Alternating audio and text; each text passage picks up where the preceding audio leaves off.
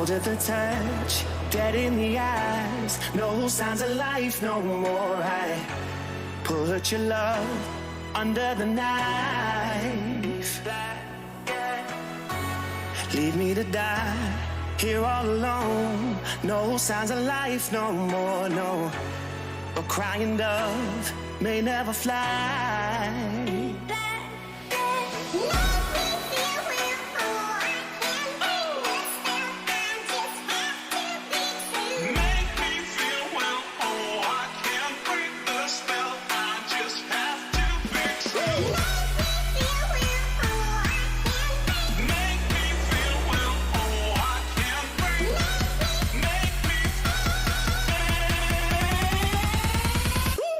Black and white.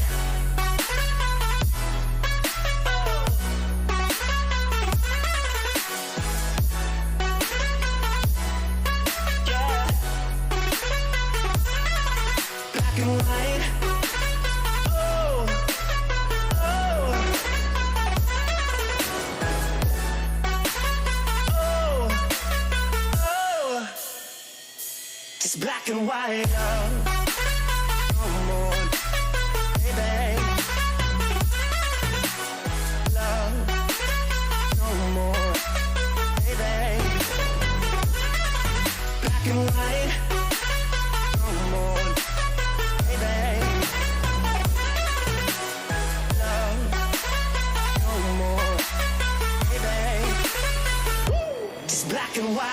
Just let me go, it's only right. For all I know, it's only matter. It's calico, it's black and white. Just let me go, it's only right. For all I know, it's only matter. It's calico, it's black and white. White, white, white.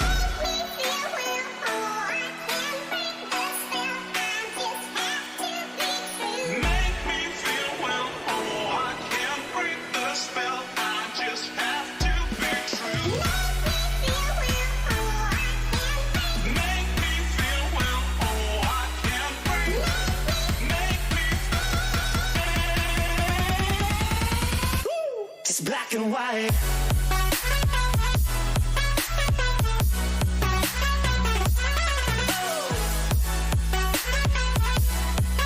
Yeah. Black and white. Oh.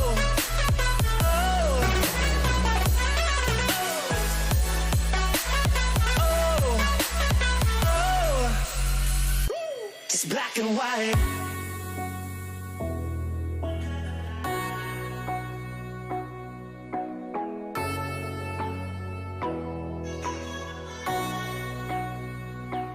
Black and white.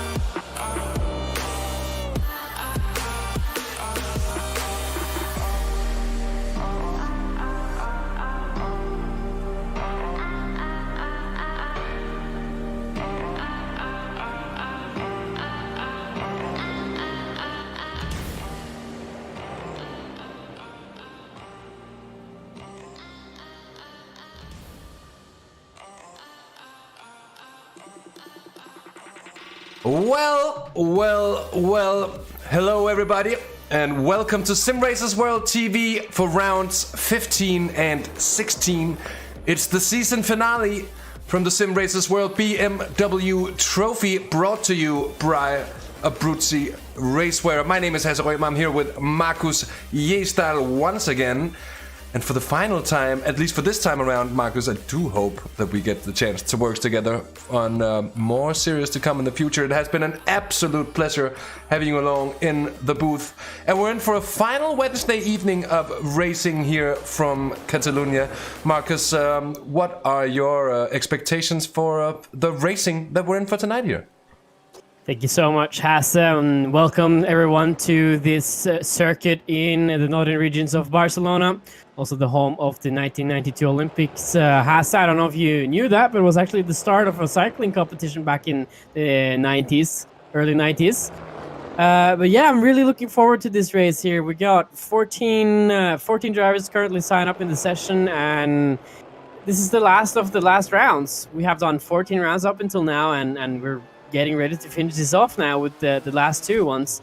So one final feature race and one final sprint race, and I think we have pretty good thoughts on who's going to end up on top of the season standings charts after this race. We do indeed. And speaking of the standings, well, what an excellent place to start indeed. Michael Pedersen, 828 championship points to his name.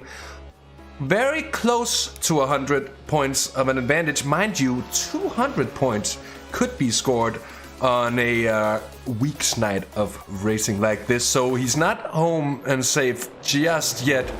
But it would require a huge upset indeed if the title is not going to go to the Dane. He has been on stellar form, especially here through the second half of this season, where no one's really been able to consistently beat the level of the Dane indeed. But second, third, and fourth in the gold class here, very close together actually. 18 points separating Chris Warner, Oscar Wilkins, and Sam Baxter. So between those three, it could go any way indeed. Seb Heber fifth ahead of Greg Franks, Andrew Lovesey, and Paul Gosling, who I believe, Markus, is indeed crowned our silver champ.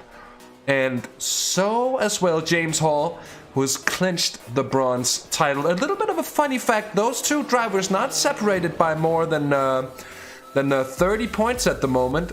So not much has to go the way of James Hall before he actually beats the best silver driver in the championship standings, and he has been very, very good all season long.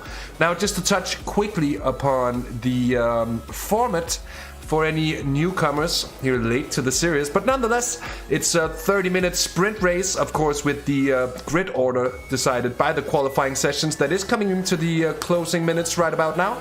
And then we've got the feature race to come afterwards, 45 minutes of decisive action afterwards. Now, sprint race is without any fast repairs and without a fuel limit, meaning that we won't be seeing any, well, the drivers won't be needing any pit stops. We could be seeing pit stops, but it's not going to be out of pure necessity to finish the race. However, the 45-minute feature race features the well-known, tried and tested VRS Sprint Series regulations, which means that the drivers are on a 50% fuel tank size, and that also means that they will probably be pitting in around the 30-minute marker for just that bit of a top-up that'll keep them going all the way to the line.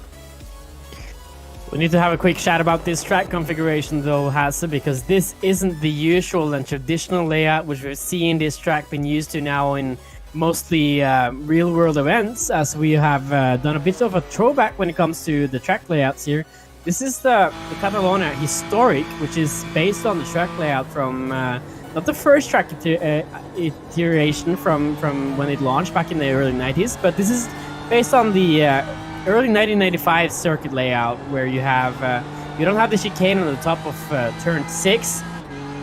I need to take a quick look at my map here. Yeah, you don't have that huge long bus stop chicane out of turn 9, I'm sorry, But instead, you have this long, swooping hairpin-looking turn as turn 10 and 11, and then after you finish turn 12, you have 2 corners more, which is a bit different from what we've used to seeing in Formula 1 Grand Prix, etc.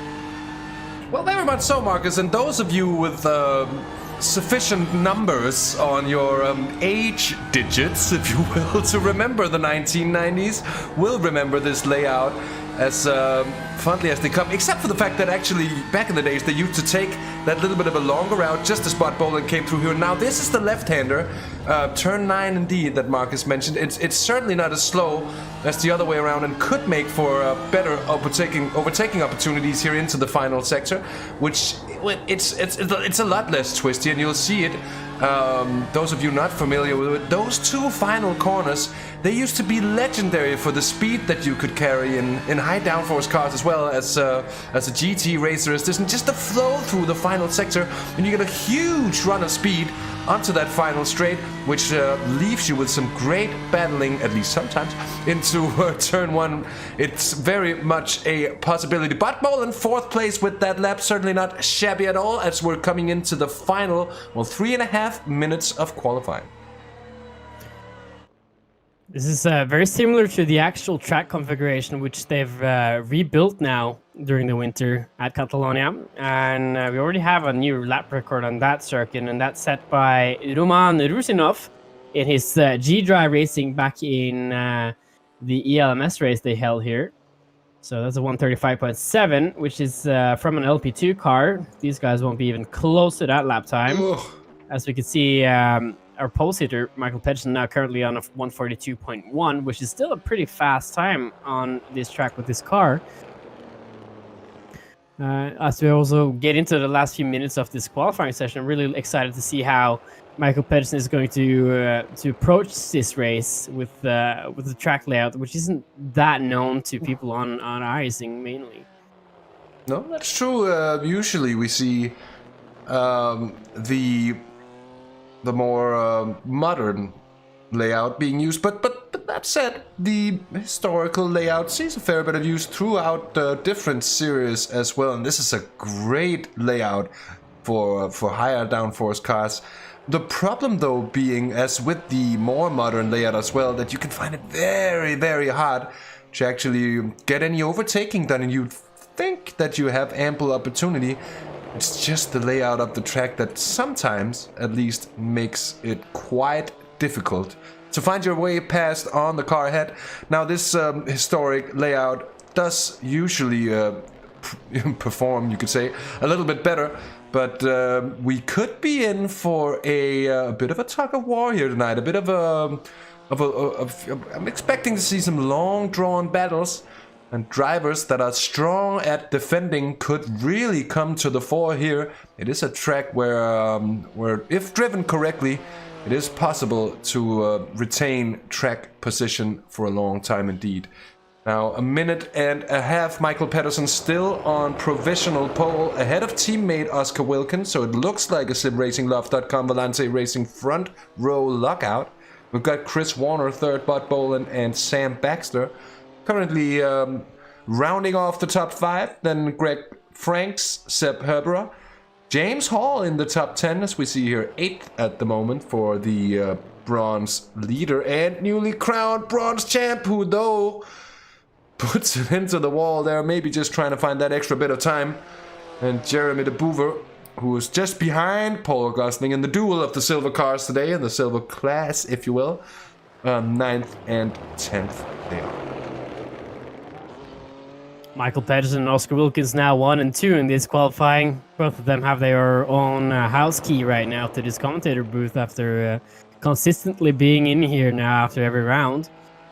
Bit of a up and down weekend maybe for Michael Pedersen or Oscar Wilkins in the last few races here, where they've had a few incidents every now and again, especially from Hockenheim, where we had this huge shunt with Chris Warner.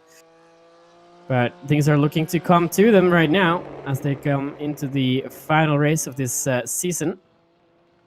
Final Wednesday, which we are broadcasting the SRW BMW Trophy Challenge as well, sponsored by Abruzzi Racewear. So if you haven't already, now you have a few minutes to go and check that out, as Hasse Rømer is going to take you through the grid in just a few seconds' time. Yes, we get the final laps in here. Chris Warner is on a flyer, and his last one, the best of his session so far, to take him third. But I think this is an outlap, and thus in he will be coming at the end of it. So Jeremy the Boover is looking to improve. Let's see if he actually does so. Oh, that doesn't look like improving to me, I'm afraid. You know what that was? Apex, that was actually not bad. That was him engaging attack mode. If you've seen Formula E, taking that long turn out there, getting a few extra kilowatts of power. Oh, good point. So it seems like most of the drivers just getting those last moments of feel for the car in here. Same goes for Bradley Brockes. This is an outlap for him as well. So he will probably, no, he won't be peeling off into the pits, but he'll be... Oh. He's spending every available second on track, hoping just to get in that last bit of practice. Yeah, that's a huge advantage you can have in the simulator. You can't do that in real life. Once the checkered flag is out, you have to park it immediately or else you'll get sanctioned. So Bradley now taking every single minute out of his time now to get a bit more practice on this track. The matter of fact is that we have just a few minutes until the session will automatically progress without Bradley or with him. And as of right now, since Bradley is out on track, we won't get a grid for you at the moment, since iRacing is kind of weird like that, where now we've progressed. So actually, now we will get the grid, and Hasse Rømer has it ready for you in just a few seconds. Yeah, I'm afraid I just switched to the scenic cam, mate, to play a little bit of a trick on you. We haven't progressed yet, so just to we be will now. absolutely There we frank, go. but it's gonna be happening sooner rather than later. And there it is, the much anticipated grid order. It is indeed a simracinglove.com Volante Racing front row lockout championship favorite. You can safely say Michael Pedersen ahead of Oscar Wilkins. It's Chris Warner for Fury Sim Sports in third, ahead of Bart Boland, for Simracersworld Esports. Another Fury car in fifth with Sam Baxter. Greg Franks for H Motorsports in sixth. And Seb Herberer, another SRW esports driver, in seventh. James R. Hall for E-Team Brit in eighth, ahead of Paul Gosling in ninth place for Quantum Racing. 10th is Jeremy de Boover for Sim Racing Team Clodebal. We've got Philip Hubley, also for H Motorsports, in 11th. Sandro Ballesteros for E-Team Brit in 12th place. And then on the final two rows of the grid, it's another two E-Team Brit cars of Max Spooner and Bradley Brockes indeed. And with that said, I'll go over to the TV cam. We'll get the race graphics on, and we will get a green flag for this final race of this season in just a few moments' time. Now, this front row lockout, I think, is going to be a tough pill to swallow for any of the challengers coming from behind. But if any time to make that move is the right time, well, then turn one on the first lap is as good a time as they come. So let's see what kind of race we're gonna have. Of course, sprint race coming up, meaning 30 minutes of racing. Just to recap, no fast repairs, and well, we're at least expecting no needed pit stops. If we are seeing him, it's gonna be by mistake, and the drivers are gonna be kicking themselves that they didn't take enough fuel to go the distance. Anyways, we're rolling. We, of course, have a short run, which is nice. There are still tracks on iRacing where we get a full lap of warming up tires, or cooling down tires, if you will. That's often what happens. Not so here at Barcelona, and we're happy indeed. This final sector is going to be rather tricky, I think, because it's fast indeed. And one of those places, if you go too wide, it's going to cost a lot indeed here. Now, Michael Pedersen, as the pace car has indeed peeled off, and he decides to go very early indeed, but his teammates gets the attack from Chris Warner as well. It's a bit of a better run, though, for Oscar Wilkins, the Dutchman there in second place. The green flag hasn't been dropped. And look at Bot Boland. He's going for the inside there on Warner. So Bot Boland with an absolute flyer into turn 1. Baxter's 5th. I think that's Greg Franks in 6th place indeed. A little bit of the gravel there from the inside of the corner. Oh, look at James Hall taking positions here. Early days. And he's gone and gotten himself 7th already here. So a very good start from the E-Team Brit driver. And it seems like we've gotten a clean start. Everyone's safely off the line here, Markus. James Hall doesn't need to think about anything other than going out there and get the best result possible in this field right now, as he's crowned the bronze champion from last round at Long Beach. And it's a good opening lap here from our leaders. Michael Pedersen still leading in front of his teammate Oscar Wilkins. Chris Warner chasing him in 3rd. But Boland as well looking very easy coming into the first corner in the first lap there. But keeping still no big moves there in the opening laps. Thinking about this 30-minute race, which they're about to complete now, as they're heading into the last sector for the first time tonight in the race. This is the track extension, as we have a little bit of a crash there. I think in the background with Bob Boland a second ago. That could be just a small touch there. Entering the corner, we'll see it again. He has Sam Baxter right beside him and gets in there late. Sam Baxter hits the record panel of Bob Boland a little bit there into turn 10. But now we get back into the live view and see these last 2 corners here, Hasse, which are so long and so swooping and so fast. But I think that's going to be absolutely critical for this track tonight, where you have this huge speed coming into the corner. You can carry so much speed in the exit, and it's nothing similar to the old chicane that we had here, which is more of a deficit. Yeah, the old new chicane here. Hebra goes for the inside at turn 1, but it's still defendable. Manages to avoid the sausage curve there on the inside. That's going to be imperative if you want to get the move done. I think he's got the nose ahead as well. And look at Paul Gosling, who wants to follow on and ahead against James Hall, who's hit by a double whammy here and could be even worse. So he's still ahead, but this is not a nice place to be on the outside, though. I think late braking from James Hall keeps everything else up. There's a problem there for Philip Hopley. That was a page right out of the 2016 Grand Prix here. It looked like almost. Except he didn't hit his teammate, he just drove off the track a little bit there, and that's a track, or that's a corner where you can do that very easily, where you come in on the entrance a little bit too high and maybe catch the grass or the marbles on the outside and just start pushing out wide. Max Spooner as well, making a huge mistake here in the exit of turn 4, going completely wide. Look at Chris Warner here, Markus. He's looking quite feisty, racy, and on pace, to say the least. He's not lost a lot of time, if any, to Pedersen and Wilkins up ahead. And just trying to find a way through on the Dutchman, of course. Michael Pedersen in a very, very, very good situation now, with a bit of a buffer in between with his teammate, you could say. They probably won't be racing one another as hard as if it was any of the other cars up there. Now you can see that the fastest lap here, as we're coming out onto lap 3, Chris Warner with a 1:42.7, so just a 10th up on the cars ahead, but proving that he's got the pace to be up there with the simracinglove.com Volante racing machines, and that is imperative, to say the least, for him. He really needs a win, and he actually needs 2 of them if he's to really make any hopes of toppling Michael Pedersen. Even then, it's still gonna require a lot. Interestingly so, the top 3, seemingly the closest 3 cars on track here at the moment. Yeah, also look at the lap times here. Has a 1:42 on all of these, but Chris Warner right now has the advantage of being in the slipstream, so he goes a few tenths faster probably in these long straightaways, which we see now exiting turn 9. We have this huge long straight here leading into turn 10. This is also a passing opportunity for Grand Prix cars where they can open the DRS flap on the back here.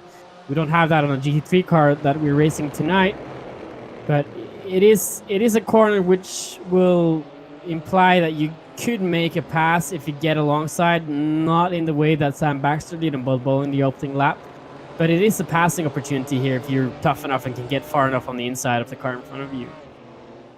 Good point indeed. Oh, the Boover is losing a bit of time there on James Hall. We did see Seb Hebra getting through the gold driver, through on the bronze driver, but the leading bronze driver now ahead of both of the silver drivers at the moment. So close, well, it certainly is. And it certainly is up ahead as well, as we got the 3 leading cars still within a second. As you can see, they are indeed close, so everything can happen. Ooh, look at that high entrance from Michael coming into this corner. He picks up a lot of height entering, and then he gets really shallow on the exit, opposed to the guys behind him, the 33 and the 75, which Apex is a lot earlier. So it's interesting to see how many ways you can take a corner and still be consistently fast and consistently hang on to the pack which you're racing with and lead. I think one considerable advantage that could be for Michael Pedersen's approach here is that you're a little less rough on the tires, taking a softer line through a long bend like that, taking a late apex and a shallow exit, as you said, should save a bit of those front tires. And this is a track indeed that is known for being very, very tough on the rubber underneath, and that's part of the explanation why we sometimes see a little bit of cagey racing here indeed. 43 degrees track temp, and that's considerable as well. That means that even more so, it's going to be important for drivers to try and retain as much life in the rubber of their machines as possible. Welcome Jimmy, welcome Oscar Wilkins, welcome to everyone else watching along on neither of the 3 platforms that we're streaming on tonight. And you're saying something, Markus? Yeah, I hope Oscar Wilkins is still, keeping focused on driving here instead of watching the stream at the moment. Good point. Good point. It's not the first time we've had drivers called texting and driving, but to be fair on Oscar, that message did come in early in the stream. I think while we were still in qualifying session, which he was checking his tire pressures at the time we were getting live and ready. Had his engineers probably look through his car and check that everything was right before the start of this race. And so far, everything is good for Wilkins, who's still in second. So the first 3 people haven't changed or traded any positions at all. They're still hanging tight 1, 2, and 3. However, a little further back down in the field, if you look at 4th and 5th, we've had a few advancements in positions. Sam Baxter up to 4th, Greg Franks up to 5th, and then in the opening lap, Bud Bolin has dropped down to 6th, as we remember from the little contact there in turn 10 as we head into now. And Chris Warner looking very racy as he's getting ever closer to Oscar Wilkins. It's baby steps, but he is edging closer and closer to the Dutchman ahead. Look at the best lap times on our timing screen here. They're just a few hundredths of a second off, so they are very, very consistent on pace. And also someone who's starting to pick up their pace a little bit more is the guy in 4th place, Sam Baxter, the 58 car. Still a little bit too far away, and that's not a mistake that Oscar will have to make a few times before he can get attacked by Warner. Yeah, but it seems like Warner didn't get the best of runs out of the final corner there. You'd expect him to gain more if he did. But he's certainly closing in, and I think Oscar Wilkins might be feeling the heat. He's in a tough spot here. Mind you, he's got the dirty air of his teammate's car up ahead, so his grip is not going to be completely optimal there in the front especially.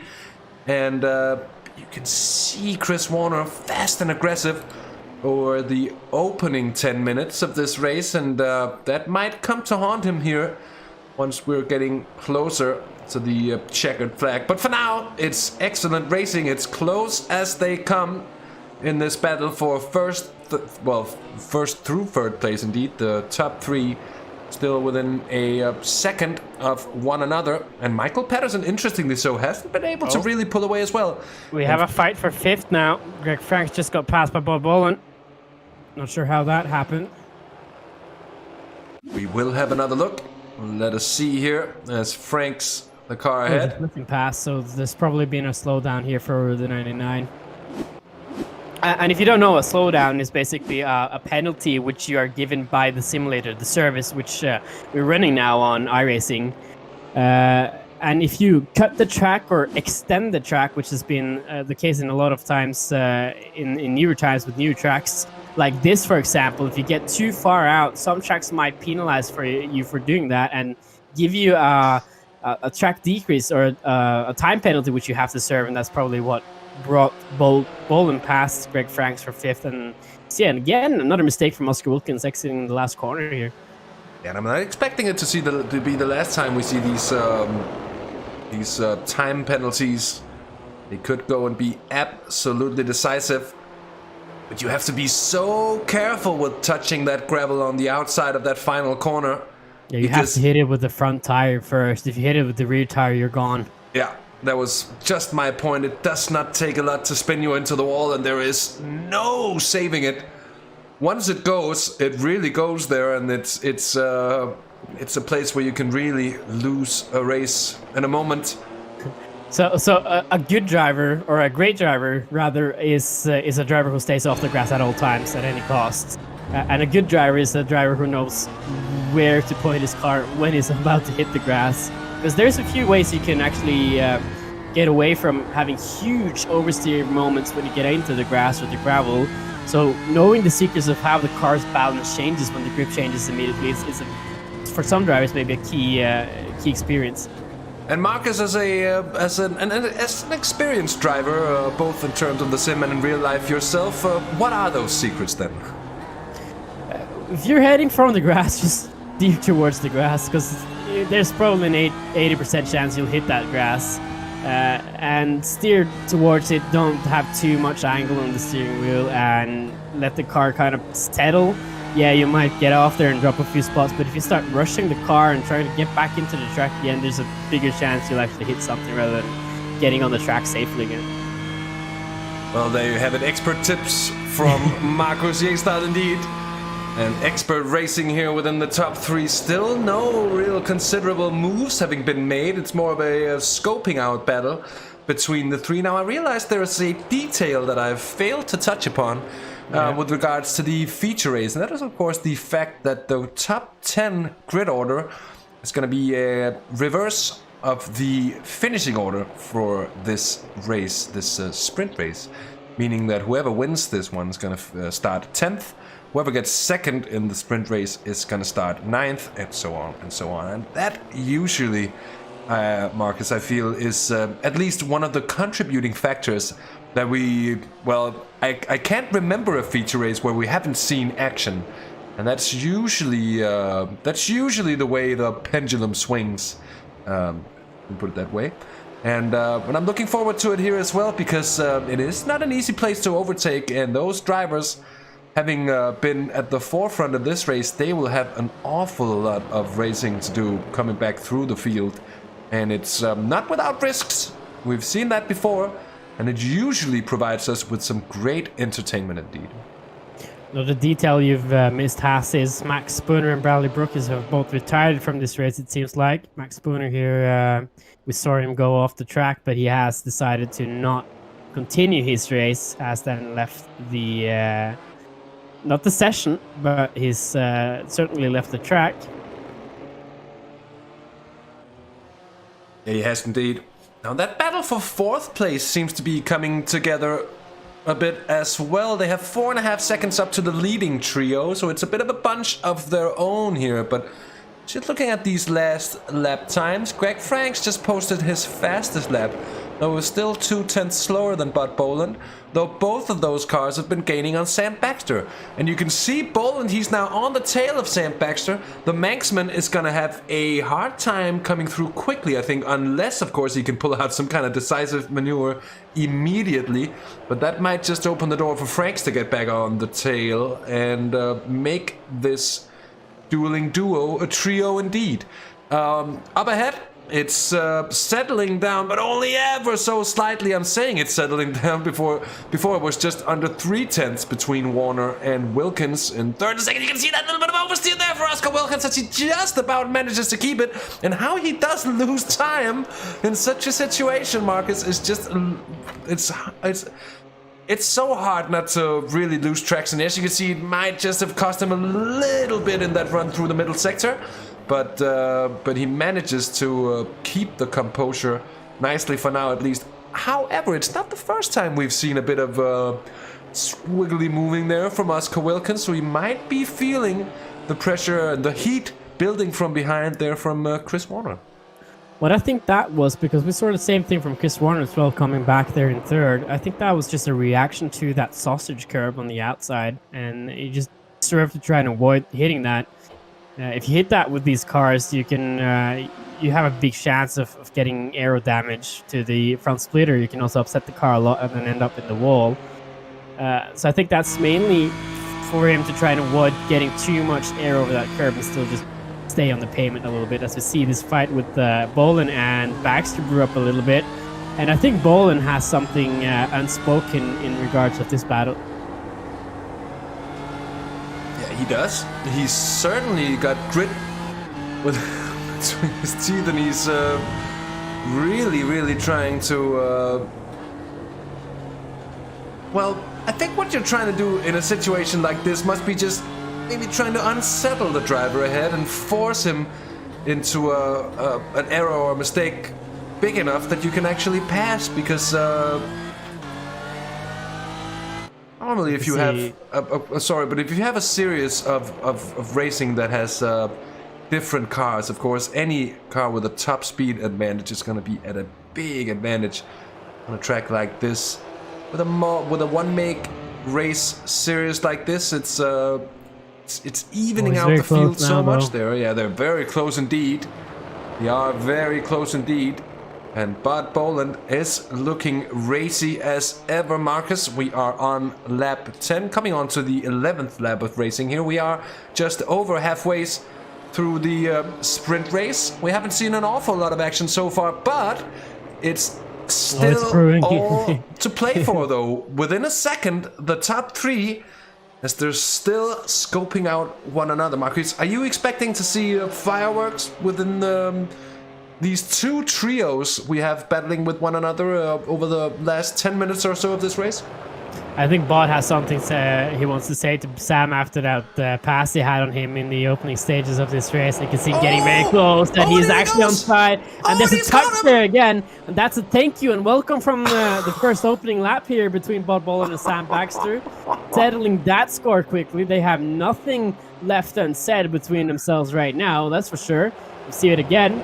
Coming into the first corner here, Sam Baxter closing the door early. Bod Boland not really far enough up on the inside of the car in front of him, but it's a bit of a payback maybe in regards of the first lap pass there that Sam Baxter put on Bod Boland.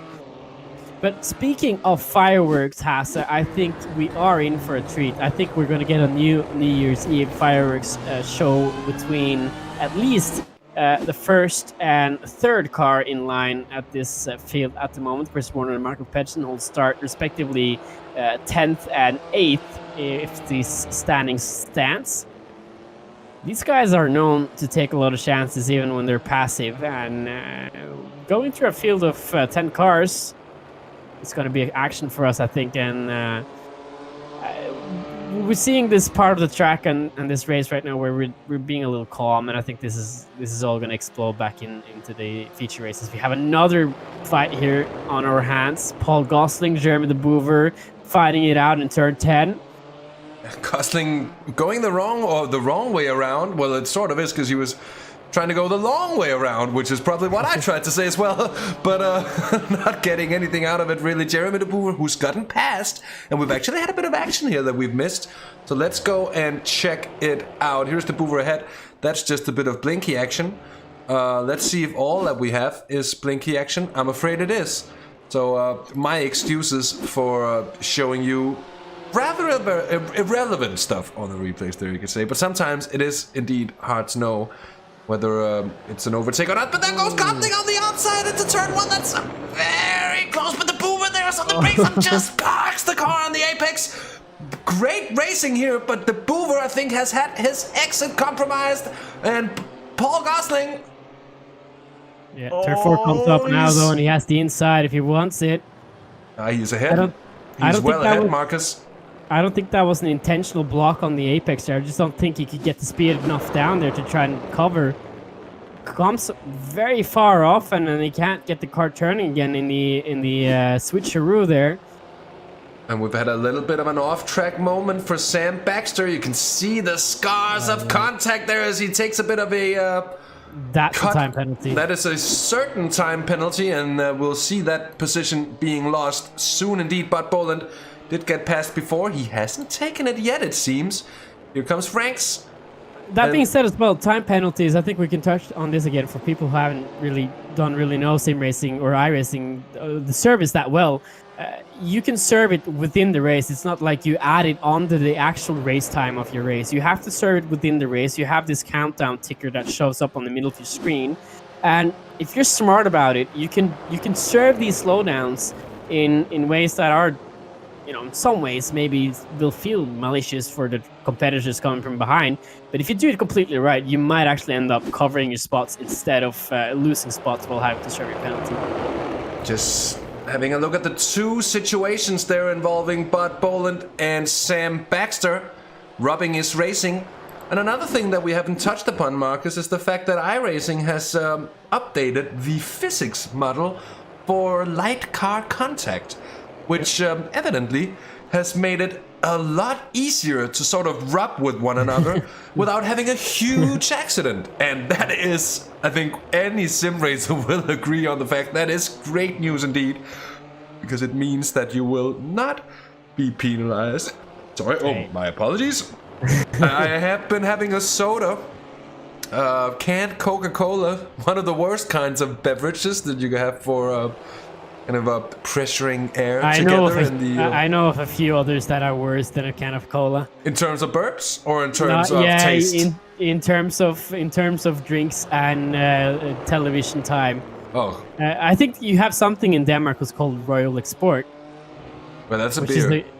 Which is a good example. You shouldn't drink that while you're on air. No, that is probably pretty true indeed. Anyways, point was, apologies given, that just slipped out of me. I tried to keep it and I just couldn't.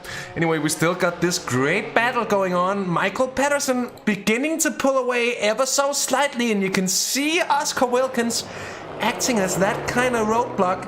Michael Pedersen also having set the fastest time of this race on the last lap as well.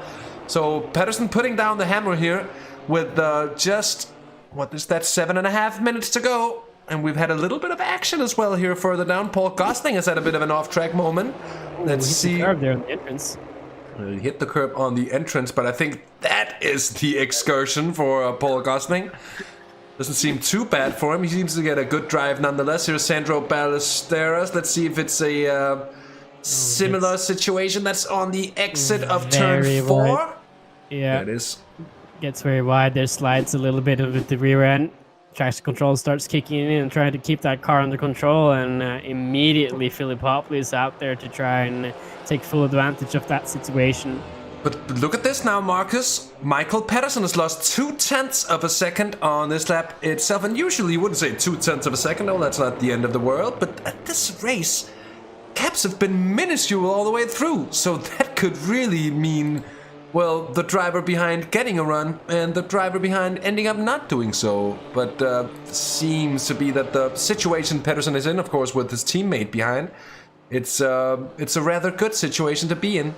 And Chris Warner, despite having spent the majority of this race being within half a second of the car. He does that mistake again, Oscar Wilkins. Yet again. But, it's an entire race, 30 minutes he's spent behind.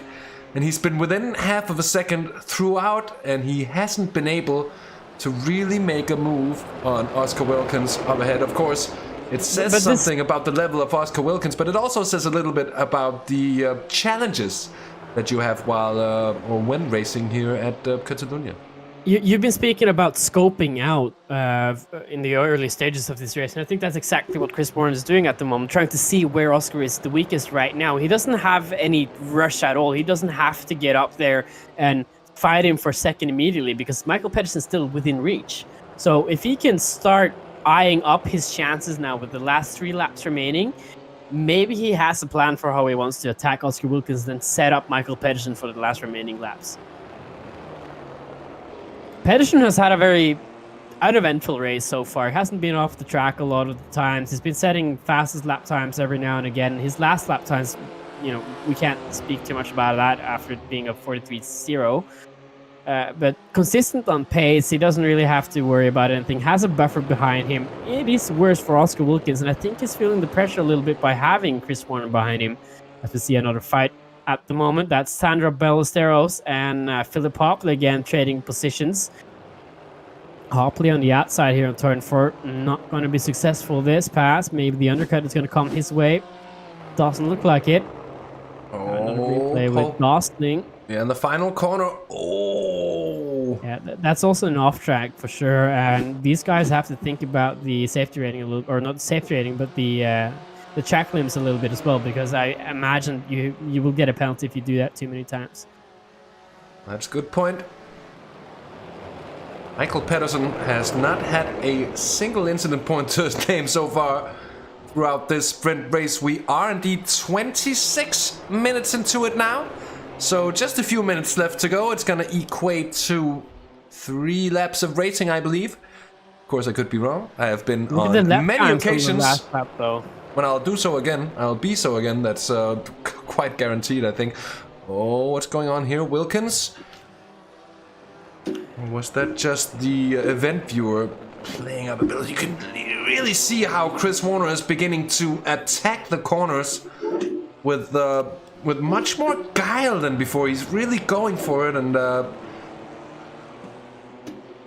you see that little bit of a bubble. That's true. What you mentioned before, yeah. That it's a reaction to the sausage curb, and maybe just touching and grazing the side of it, maximizing available track there. Look at the last lap times here. 43 on everyone. There's just a few hundredths of a second difference between these 3. So these guys are very, very consistent on pace with each other. They're hanging on. And I think we're in this conserve race right now where everyone's just sitting tight, trying not to make too many mistakes or conserve or not conserve their tires well enough. We have, at the moment as well, we have mostly gold drivers in this field. So we have 7 gold drivers right now, who's first to 7th, as we have an update on this fight here between 2nd and 3rd. We only have 2 silver drivers for this race. I think that's more than surely going to lock out Paul Gosling's championship hopes in silver. Also declared James Hall bronze champion 2 weeks ago. There are also 5 drivers of bronze in this race. Following Chris Warner on board here as we're heading into the final stages of this race. And what do you think about this last few laps here, Hasse? We haven't seen a lot of movement in the first 17 laps. No, but I think that's... well, could that change? I think Chris Warner is just waiting for the chance, basically, and he's... so far, it doesn't really look like that chance has presented itself to him, but he's certainly making his presence known to Oscar Wilkins, and fair play to Oscar Wilkins as well for having driven a very consistent race with a car basically on his bumper all the way through. And anyone who's tried that before knows that it is certainly not easy keeping concentration and keeping focus on your bit while someone's that close in the mirrors. So, but fair play for the battle as well, and to the fact that they're all basically within a second in the top 3. Let's see here as we're coming into the final minute, which means Michael Pedersen is going to be starting the final lap of the sprint race. Into the final corner goes to start his final lap. And Bradley Brooke has also just completed his longest lap with a 24 minutes and 57 seconds. You see this? I think what we might be seeing here as well is the Volante cars. And this is not the first time we've seen it this season, but they have gone for that little bit of a lower downforce setup.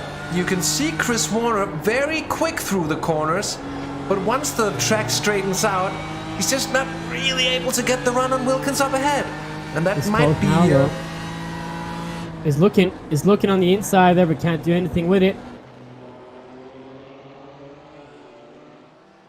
again, a little bit of a squirming out of the exit here on turn 4. There's a small part of damage on the front end of this 75 as well, which probably doesn't help in his favor.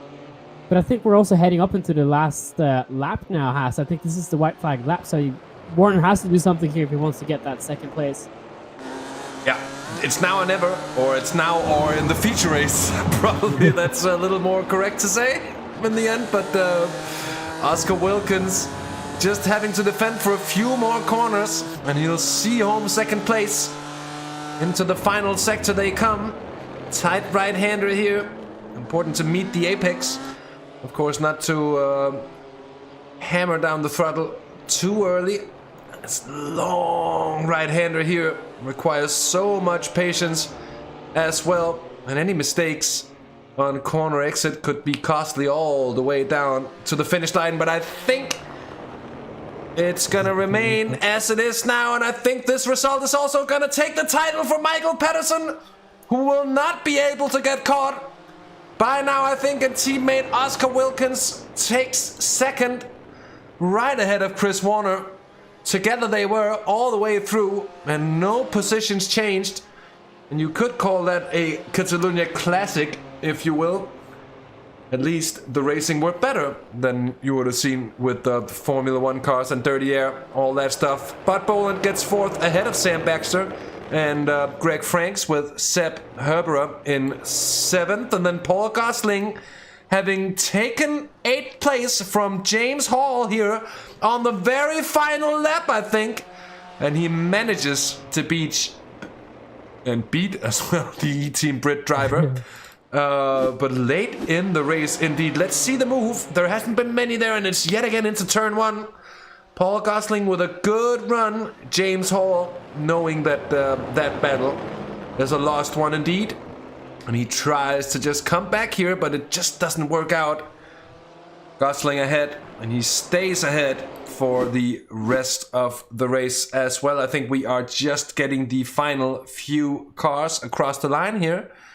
Bradley Brocky's still running as he's coming around the final corner. Just about now, that is a stricken BMW's indeed. But it's fair play to actually sticking in there and seeing the checkered flag. And of course there are points for it as well. There, Brocky's finishes his race. And with that said, I believe we will be ready to show you some results. There it is. It's a 1-2 for simracinglove.com Volante Racing with Michael Pedersen and Oscar Wilkins 1-2 ahead of Chris Warner of Fury Sim Sports. Bud Boland gets 4th there for SRW Esports. Sam Baxter 5th for Fury as well, and Greg Franks in 6th place for H Motorsports. Seb Herber 7th, Paul Gosling in 8th place for Quantum, and James R. Hall in 9th for E-Team Brit. In 10th, it's Jeremy de Boever for Sim Racing Team Clodabal. Sandro Ballesteros for E-Team Brit in 11th. Philip Hopley gets 12th for H, and Bradley Brockis and Max Spooner rounds off the field. Those two unlucky souls indeed. But being the only two drivers, this I think is also one of the rounds we've had so far this season that's seen the fewest incidents, basically. Another interesting update for you here, Hasse, is that the sprint race, or the feature race rather, is going to be the deciding factor for Oscar Wilkins and Chris Warner coming into this last round of this championship so far. After 16 rounds of racing, we have a champion in gold and the overall standings as well, and that's Michael Pedersen. We'll have a quick chat with him in a few moments, but I want to take a quick look at the fight for second place in the overall standings. And there's only 6 points deficit between Oscar Wilkins and Chris Warner, who's leading off with 811 points right now, while Oscar Wilkins is sitting by, still in his boat, with 805 points. So a good finish here from Oscar Wilkins will be enough to secure Sim Racing Volante Loft Racing a 1-2 in the overall standings. Well, indeed. And as you mentioned, we'll have a quick chat with our top 2 finishers. They're ready. And first off, of course, our sprint race winner, Michael Pedersen. Another brilliant win. This one clenching your title. And no pressure on for the feature race for once, dare I say. And congratulations, of course. Thank you very much. That was As well as it being super close, it was just a really calm race. I don't know really how to describe it, but it was a really pleasurable experience at the same time of it being super tense. Well, it did look that way because you were close all the way through, and yet we never really saw any moves materializing within the top three. So it did seem like a long scoping out battle. Michael, you're going to be starting 10th. As I said, there isn't really going to be any pressure on in the feature race. How are you going to approach that one? Well, yeah, of course, I'm elated winning the championship with a race to spare. Given how the season started, I just couldn't have asked for a better middle and ending to this season. So yeah, I'm just gonna go out there and enjoy the race. I'm probably not gonna be racing. I won't be racing without caution, of course, because you still need to have respect for the other drivers, but I'm definitely just gonna go out there and enjoy myself for this final race. That's for sure. Well, indeed, congratulations, Michael, and both on the win and on the championship win. Thank you. Give or take, we might have the chance to have another chat at the end of it. And actually, may I invite you in nonetheless, because we do have another server to hop into. Now we don't have too long, but I'd like just to round off the season with the champ after the final race of the season, regardless. Right. Anyway, we're gonna hop on. We've got Oscar Wilkins, second place finisher, ready to have a bit of a chat with Markus Gjesdal. And welcome back to Oscar Wilkins, who's made himself very comfortable in our commentary booth. I think he brought him his personal sofa here 2 weeks ago after his finish in Long Beach. But it was an interesting race now. We've seen it now since the start of this race, where both, or the first to third, were very calm. There was not a lot of movements, and you were very consistent on pace. And what kind of confidence does that bring with you into the last round of the championship? Well, it's going to be interesting for sure. Because my biggest contender now, of course, is Chris. But Michael, did he win the championship? I guess so. He did. Yeah. Well, very much congratulations to my teammate Michael. He was very strong. But now for this last round, I guess it will be between me and Chris. I'm not sure exactly how much difference is after this race we just did, but it was 16 points before we started this round. But yeah, with these track temperatures and with all these right turns, it's really eating up the tires. So, you know, in the first race we couldn't really attack. It was just about keeping clean and saving the tires, because if not, there's no way you can defend at the end. So I've done the maths here for you, Oscar, and if you really want to make Karsten proud, I think he's your team manager sitting in our YouTube chat. If you want to make him really, really proud, you're only 6 points away from Chris Warner now for a second spot in the overall standings, and that would mean also 1-2 for SimRacingLoft.com Volante Racing. And with that in mind, will that change your way of attacking this last round? But I mean, 6 points is still 6 points. I guess, you know, the incident points will be deducted, and they're really easy to get on this track. Fortunately, like being in the dirty air between Michael before, it was not always easy to stay off the incident. And now in this race, we have to reverse grid, and Chris is starting one position ahead of me. So it will be, yeah, I'll do my best. Hopefully, it will be a good battle for in this last race, and yeah, I'll need a bit of luck as well, I suppose. Thank you so much to you, Oscar Wilkins. And before we round off, we'll give you the chance to shout out your sponsors and your partners and your parents and your brothers and your mothers and everything you want. Oh, you pretty much did it for me. Thank you very much. They enjoyed it. Like, compared to last races, I suppose this wasn't the most exciting, as we were basically a train, but yeah, let's see if we can bring you more action in this next race starting from the back. And yeah, of course, SimRacing was a great partner for us this season. Hopefully, can finish the season off with the bang. So 6 points is the deficit between Oscar Wilkins and Chris Warner, and Oscar is going to want to do something about it. We wish you very much luck in the next round, Oscar, as we move over to the second server here, Hasse. And Not a eventful race, not a boring race. That being said, had a lot of intensity within the race, with brewing fights throughout the field. With only 14 drivers, you can only get so much racing, but we are now getting ready for probably the most exciting part of this week's race, the feature race, which will consist of penalty, which is mandatory, and also the reverse grid with Michael Page now starting in 10th position, Oscar Wilkins in 9th, and Chris Warner in 8th, and we're going to be following that championship battle very tightly. Very much so. I think it's followed the script of a lot of races this season as well, with the sprint race being a little bit more cagey, and then the feature race really setting off the jams. Indeed. We're going to be leaving you for just a few minutes while we're getting back into the second server. I'm going to crank up the music, leave you with it. You can check out the website to our series sponsor. That is, of course, Abruzzi Racewear. Link is in the description, indeed. So, as I said, we'll be back in just a few minutes, and we'll see you right Actually, about there. before you just tune off a little bit here, I have another announcement to make in terms of one of the comments here from Sariod regarding in all the Alls race series, and it actually exists. This is the Audi TCR Challenge Championship, and if you are still a fan of watching sim racing, I think you should go and tune into that after this broadcast tonight. There is a lot of content on this YouTube channel, and if you haven't already, press that subscribe button and see us in a few weeks when we do other races and broadcast them.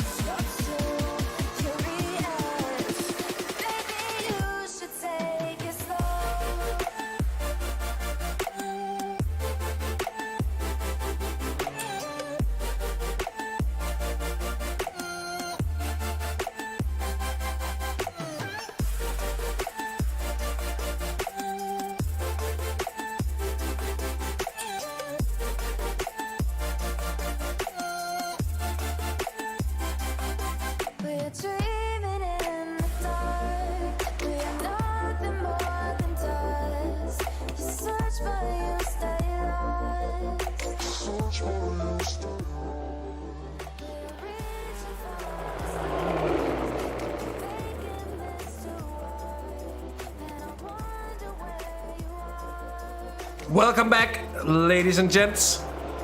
We are ready for the feature race. 45 minutes of action still remaining here, with pit stops and everything this time around, which could also be the deciding factor actually in this race, because if we do see a big train of cars coming into the pits in close conjunction with one another, well, not only are we going to see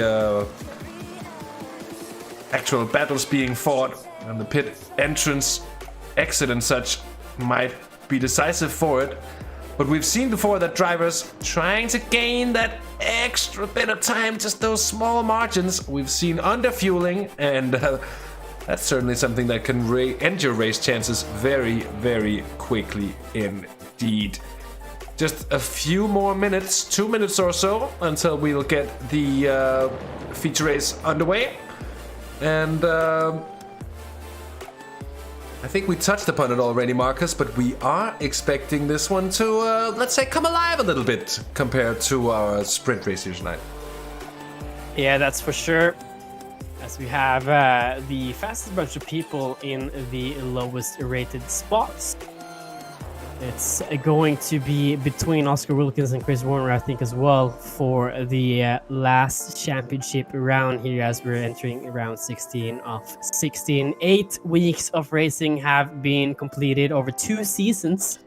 And in 2 minutes, we're going to get our answer. Who's going to be the second best driver in this championship, as we've already unofficially crowned our champion for overall standings. Yeah, we have indeed. We had a bit of a chat. It's not the first chat we've had with Michael Pedersen this season, and as I said, we're gonna bring him in at the end of this one as well. Now, I did see that while we were switching lobbies, there was a bit of a connection dropout, so might have looked like the stream was down for a second. Very, very handy timing, to be honest, but we should be alive and well, all running and good here. But of course, my apologies for any technical hiccups. We do our best to, shall I say, minimize those, but it seems that once in a while an internet connection hiccup here and there is something that happens to even the most Scandinavian of us. Scandinavian internet is the best internet. So even with the best internet, you're not always safe. But anyways, that said, maybe I should just stop jinxing our Scandinavian internet, Markus, and start touching upon who could really be the color bringers, if you will, of this race. I'm expecting great things from James R. Hall. He's going to be starting third on the grid. It's going to be providing us with some excitement indeed. And hoping for a bit of better luck there for Bradley Brockies and the rest of the E-Team Brit drivers as well. We're ever so slightly stricken there on the first one. I'm expecting the session to tick over soon indeed, and that means we'll have racing happening again here in just a few minutes' time.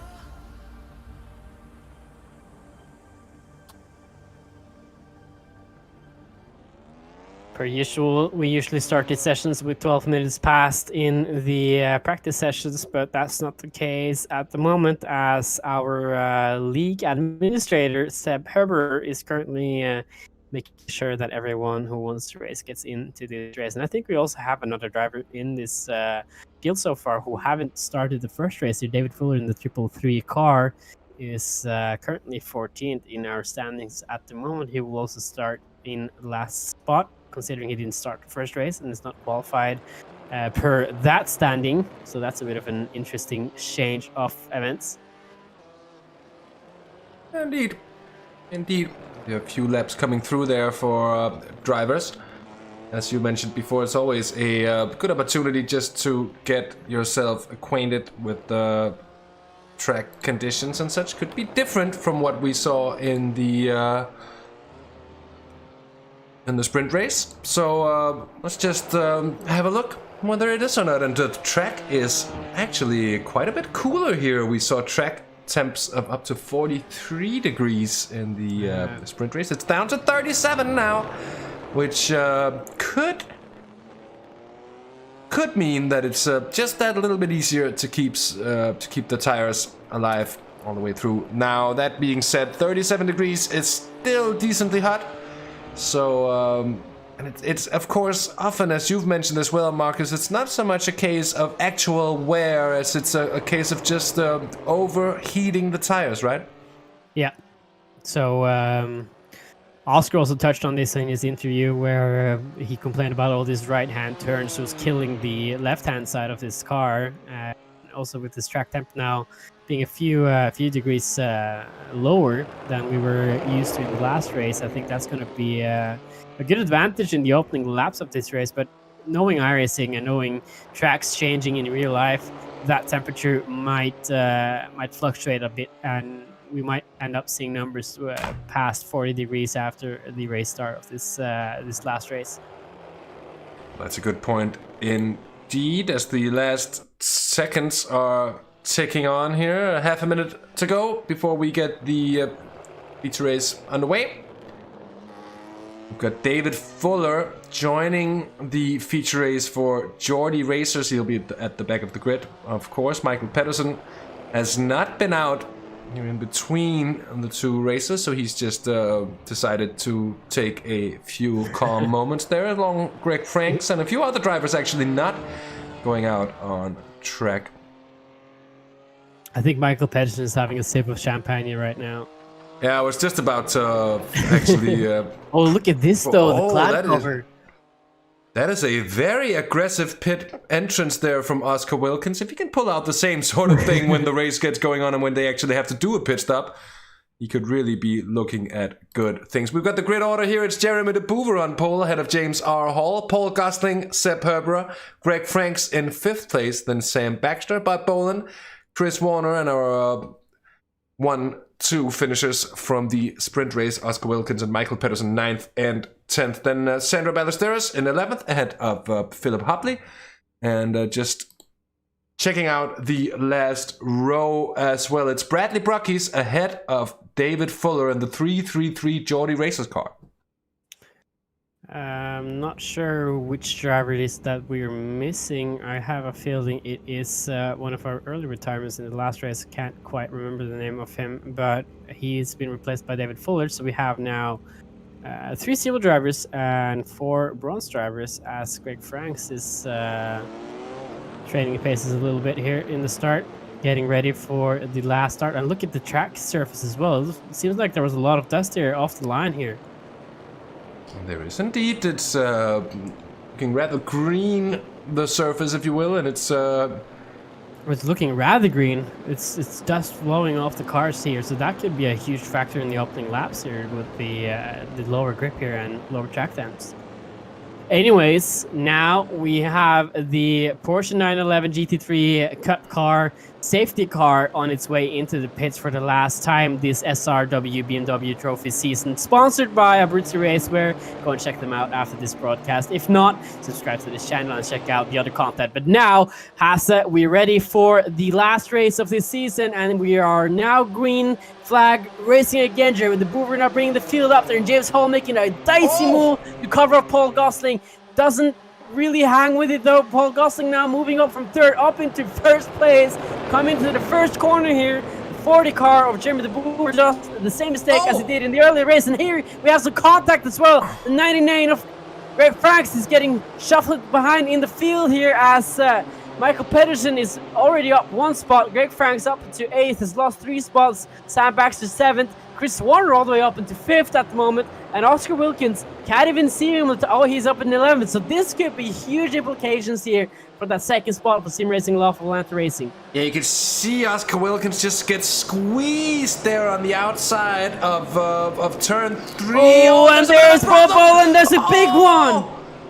Baxter, Bolin, and a few other cars involved in that one. Let's see what happened here. It's a Sam Baxter who just gets a touch. Bolin goes off already, so that's just a synchronous spin, but for 2 cars. And I'm afraid this is just about the only round. There might be a bit of more if there is, but Bolin gets a bit of a touch as well. Warner as well hit him, so that could be huge implications for Warner at the moment in the opening phases of this race.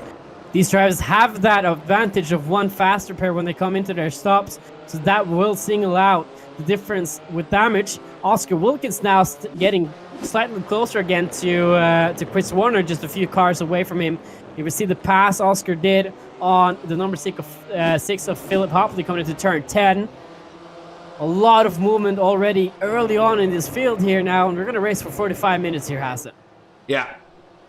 And they're going to be hoping that it settles down quickly indeed. Look at Chris Warner there with his left side front. There is quite a bit of a dent in his car. He's had contact, and rather heavy contact, with someone doesn't hold him back though from sending it on James R. Hall. But James R. Hall using his real life experience to at least try and pressure Chris Warner. You got Michael Pedersen taking the opportunistic approach and just sneaking on along there.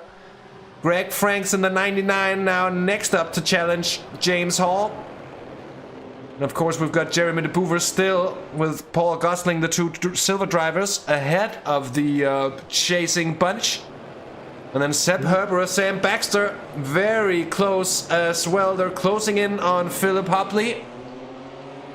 Jeremy de Boever as well, not really looking like he cares about the 75 being behind him, kind of racing his own lines there, trying not to get too pushed off line here from the 75, making moves early on. This is a risky pass here for the 75 into turn 9. I think that is going to hurt him more than it's going to help him. Look at this, they're going to be 3 wide now coming to turn 10 maybe. No. Michael Pedersen choosing the... Sends it on the outside though, the 7 of Michael Pedersen trying to show everything that he has got in this field. But I have to ask, why did Chris Warner set up his move into turn 9 instead of turn 10? Well, he's maybe just trying to get it done as quickly as possible.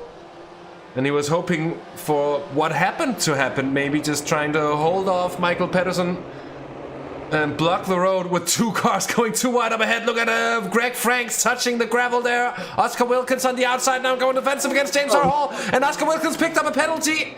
And James R. Hall sneezes on through up into 6th place. Both of the Furious Sim Sports cars having picked up damage on the opening laps of this race. But Chris Warner still staying ahead of Michael Pedersen and doing a good job of it. Greg Franks did get past there, and Philip Hopley, Oscar Wilkins. Oh, what's going on here, Wilkins? Into turn 4 for these guys right now. Oscar Wilkins, who we suspect had a penalty after getting into lap 3 here. Has Seb Herber behind him now with a lot of pressure, defending into turn 5. Sam Baxter as well, showing a lot of pressure for Philip Hopley here in his number 6 high-tech racing motorsport vehicle. Into this section of the track now, which is very tight, and we're going to see that again. That's a very brave spot to overtake, and that also shows how tight it is there, as Philip Hopley ends up off the track, having to cover for a much tighter lane. Also, I think he maybe hit that sausage curb with his right rear tire. Yeah, you can see another... Oh, that's a little too late on it. There was the right... out. Hopley's out. Hopley.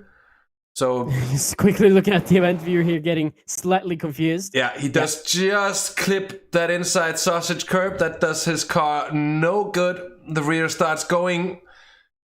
And nothing I think Philip can really do in that situation. Once it starts going, it's gone. He's in the pits for repairs. Poor luck indeed. Now there's a change for the lead, I think, here. Chris Warner battling Paul Gosling up ahead. Franks, Pedersen, and De Boever is the current top 5. And Sam Baxter's had a crash as well. Sam Baxter ran out of this race, and this is exactly what I touched on here, Hasse. If you're going off the track, you have to get off with both the tires at the same time on the same side. I mean, look at this. He hits it with the right rear. He also has an angle on the steering wheel, and it sends him completely into the tire wall here and destroys his cars and any hopes of advancement in the standings. Yeah, indeed. Very, very poor luck. That's going to be a meatball flag for sure. When 2 cars in quick succession stricken by incidents here. A good race so far for David Fuller, who's moved up the order, now putting pressure onto the rear end of Sepp Herberer. So it's the 3-3-3 against the 2-11. And David Fuller, Jordy Racer. Oh, you can see the front end of the car picking up a dent from touching the curb there. And that is not the way you want to pick up damage here. Still Paul Gosling trying to hang on to it. Chris Warner with the damage at the head of the car. He's now at the head of the field. Franks has gotten through on Michael Pedersen. And you have to wonder if something happened. And if something happened, Hasse, did you see the same lap as I did?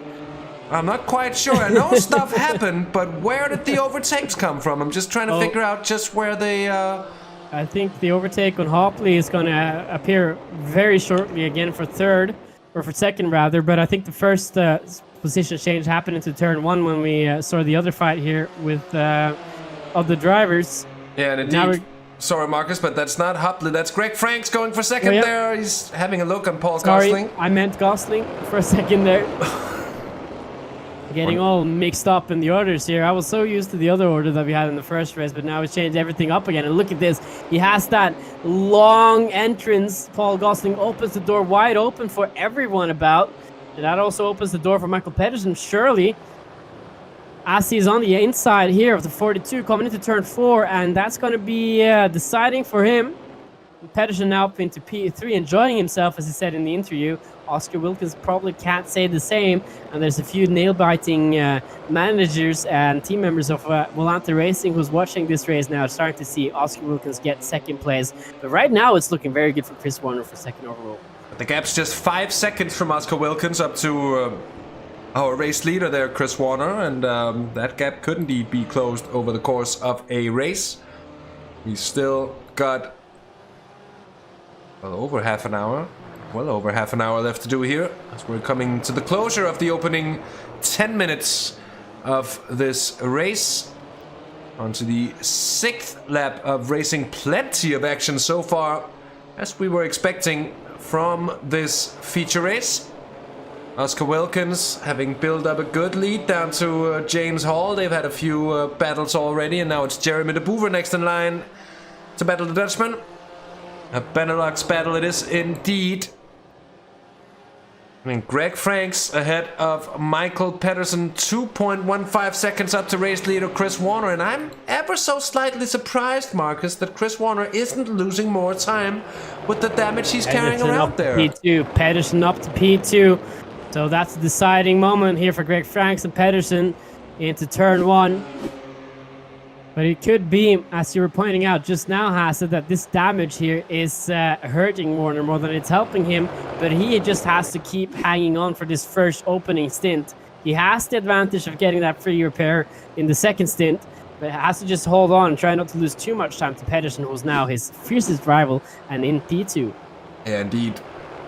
Yeah, wide line for Jeremy de Boever on the dirty tarmac, where you can see the gravel and dust being kicked up, and that doesn't aid your grip whatsoever. Oscar Wilkins passed on the Belgian.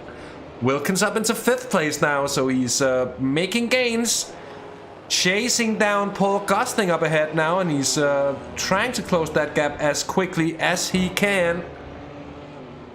Here's Sepp Herberer trying to fend off David Fuller, who's doing a very good job of staying on his tail here. Michael Pedersen within a second.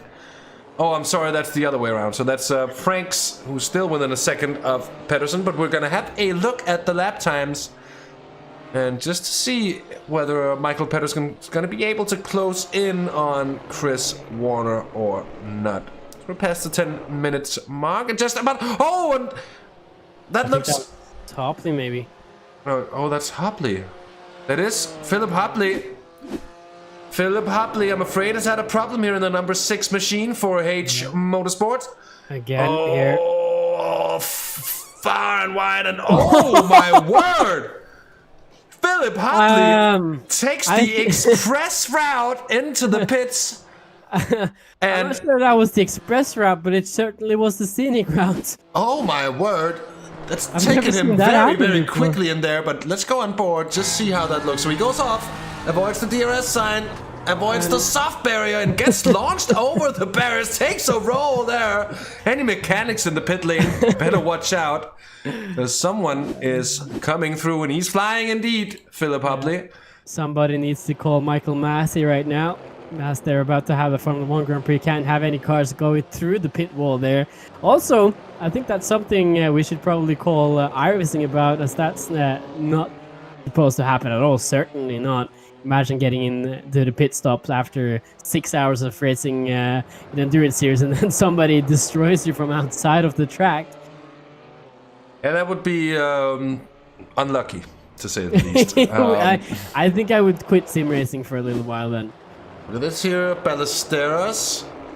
Oh, I think that's blinking from de Boever, who makes it look like there's been a pass, but there actually isn't. So my apologies on that. David Fuller. Paul Cook says he hope that he hit the pit limiter mid-air. You certainly don't want to be speeding. It doesn't matter if you're rolling in the pits. You don't want to be speeding as well. But I do believe that Sam Baxter will have gotten a penalty for unsafe pit entry there. I think there's more than just a penalty. I think there's a trip to the doctor center as well after that, because he flew through a concrete barrier, which is about 3 tons each. So well done for him. That was a hefty hit indeed. And now look at this, Oscar Wilkins. He got passed on Paul Gosling not too long ago. Here's the move. It's just about a lap. A nice move there from Oscar Wilkins to put himself up into 4th place. The chase continues, and he's still trying to hunt down Chris Warner. Chris Warner doing everything he can, keeping Michael Pedersen at bay as well. Pedersen only having gained about 1/10 of a second. And best of my knowledge, Pedersen has yet to really pick up any bumps and bruises to his car in the same way that Chris Warner has. So very, very good job by Chris Warner. He's opening 13 and a half minutes of racing here. And it seems to me, Markus, that the field is slowly but surely beginning to settle into a racing rhythm here. Getting a little calmer now before the storm. We'll see if Pedersen have anything to say to Warner in the closing stages of this race. I think we're in the conserve and transport stage of this race at the moment, as Warner and Michael Pedersen are now just sitting tight in first and second. Oscar Wilkins wants to get up there and get that third place finish. And if he wants any difference in the championship, he is certainly going to have to pass Chris Warner here for first.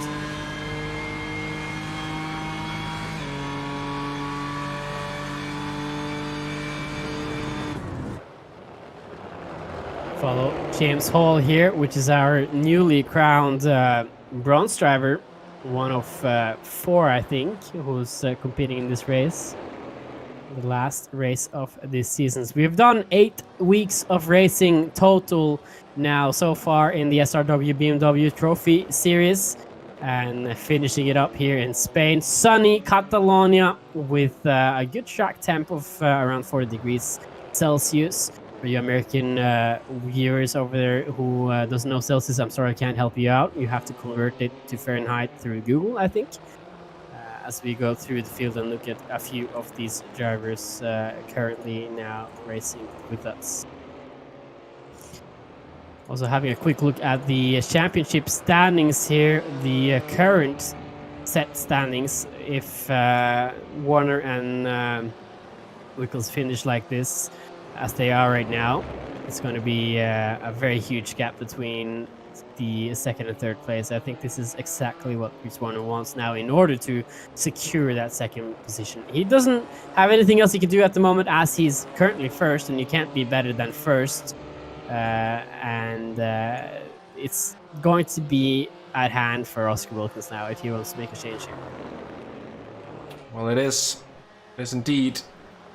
Looking at Michael Pedersen, he's gaining on Chris Warner, but he's not gaining much. It's just about 1/10 per lap, and at this pace, it seems like it's going to be swinging back and forth. However, Oscar Wilkins is beginning to catch up to the car of Greg Franks. He was 3/4 of a second quicker on the last lap around, and that gap is exactly 3/4 of a second now. So you have to wonder whether Franks made a bit of a mistake or what happened there. Wilkins with a slight bit of damage to his car, but do you think that's going to be something that really affects either speed or handling for the Dutchman here? It's not easy to say because we have a different picture of the actual car than what's on the client side. So there could be more damage on Oscar Wilkins' car from what we're seeing from this picture, as this is standardized by the simulator to try and avoid too much information and basically melting the server on your computer. So on Oscar Wilkins' side, it could be more damage. We'll have to see how that plays out. He's certainly faster than the car in front of him, the 99 of Gregory Franks. But there's another fight which I want to imply or look at a little closer, and that's the fight for first, because I think that's brewing up now with Warner being consistently slower than Michael Pedersen. Yeah, indeed. James Hall having picked up a penalty there and getting passed by David Fuller. That's not the way you want to lose track position here. Still 8th, though. Another fastest lap here from Michael Pedersen, who's looking to close the gap, and he is closing the gap. For the first time this race, some real difference between first and second, and that is in the favor of Michael Pedersen over the last lap. Over half a second gain. New fastest lap for Pedersen. That's a 1:42.86. Chris Warner did a 1:43.41. So if that picture keeps being painted lap after lap here, we're not going to see a very long life to Chris Warner's lead here. Of course, depends on just how well he can defend. By the way, Greg Franks having pretty much flown under the radar here early days this feature race, but he's doing a very, very good job of keeping himself on the podium so far, at least in a comfortable 5.8 second cushion down to Paul Gosling. Also, for the first time in this race, we have 4 drivers now who's actually lapped as well. Sander Ballesteros being the first car a lap down.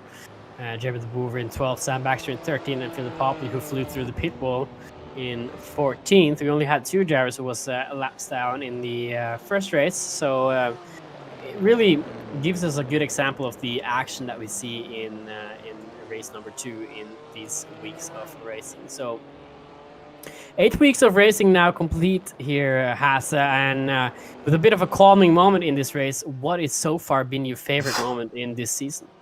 That's hard to say. We've had some really, really good racing, and we've had some moments where it's been it's been very, very, very, very close, and that line between success and failure, it's a thin line indeed, and it's been walked a lot throughout this series. It's something I personally really enjoy seeing. I'm having a hard time really picking out one favorite moment from the series, because it's been a captivating one throughout, I think. So I'll have to put my mind to that one if I'm to actually give a clear answer. Anyway, we've got pit stops happening. Seb Herberer, Bud Boland, and Oscar Wilkins was in on the lap before this one, on lap 11, I believe. We're just starting lap 12 now. Clean car here for the 33. Yeah, exactly, and that's a clean car, clean air, and he's 36 seconds down on Chris Warner up ahead, and with a total pit time, what we're seeing now at least, between 37.6 and 40.5 seconds. So at the moment, the gap coming down between Wilkins and Warner.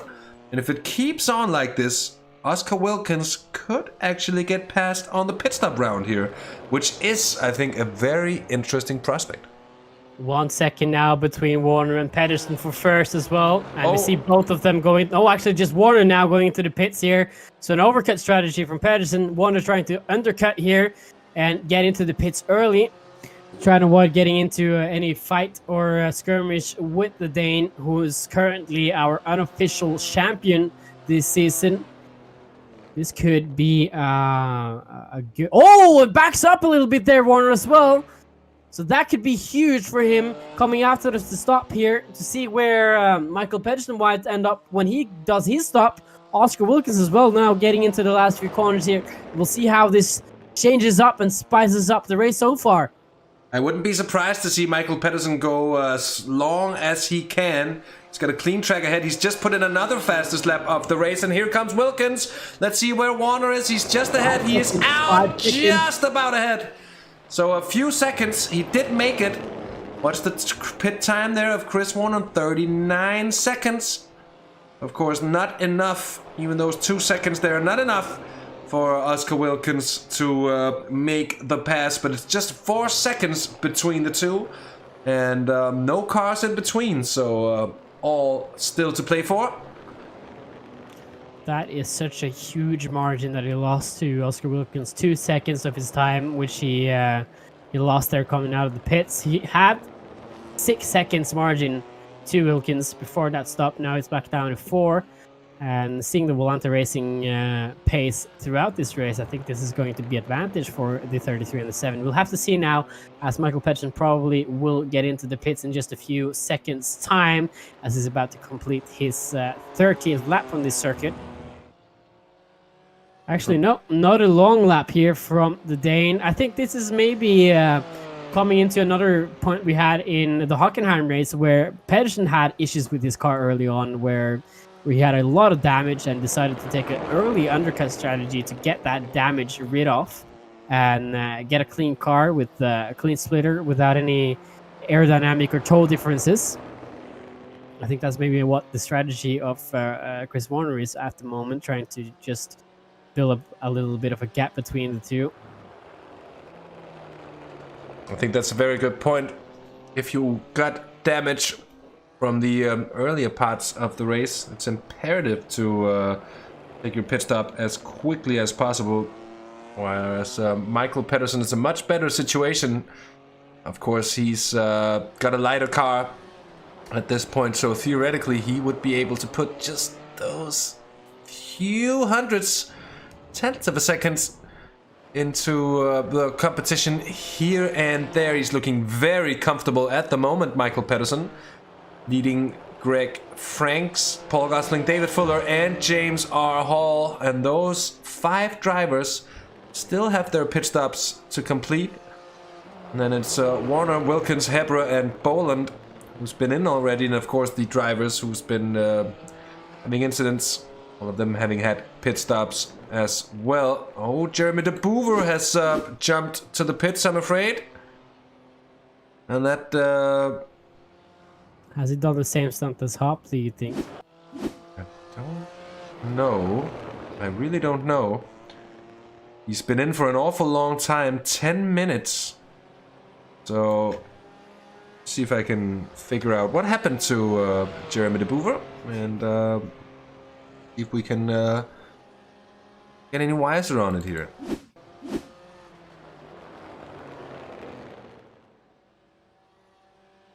That does not look like it's really an option, which is a bit of a shame, because he's jumped to the pits. He must have had some kind of incident, some kind of problem. Of course, it could be a hardware problem as well, something we see from time to time in sim racing indeed. He's shown us on track at the moment. So, but he's 10 minutes behind. So, and he's had a 10-minute pit stop as well. So he's been in there for quite some time, maybe getting repairs. That it would be a pretty feasible explanation to us why he spent 10 minutes in the pits. See about Michael Pedersen now, if he's going to decide to go into the pits this lap. Surely has to come in soon. Also, the gap between Warner and Wilkins has changed, because Wilkins is now up to 6th place here, and this could be huge in terms of the championship. What has happened here? That is a very... Warner has crashed. Chris Warner has gone off the track here for a second. You can see the rear wing as well has been bent a little bit here. The rear end of the car has a little bit of a damage. Here we have turn 4 then, and it's the exit of turn 4 that's absolutely demolished Chris Warner's rear wing and hopes of being able to capture 2nd place in the championship. It is a huge hit for the morale of Chris Warner, who will now find himself, I'm afraid, struggling to keep up with the pace of Oscar Wilkins. And he just went ever so slightly wide there on the exit of turn... Well, I believe that was on the exit of turn 5, actually. And poor luck indeed for Chris Warner. But by my calculations, Hasse, there's 1 point between these two now. So this isn't over yet.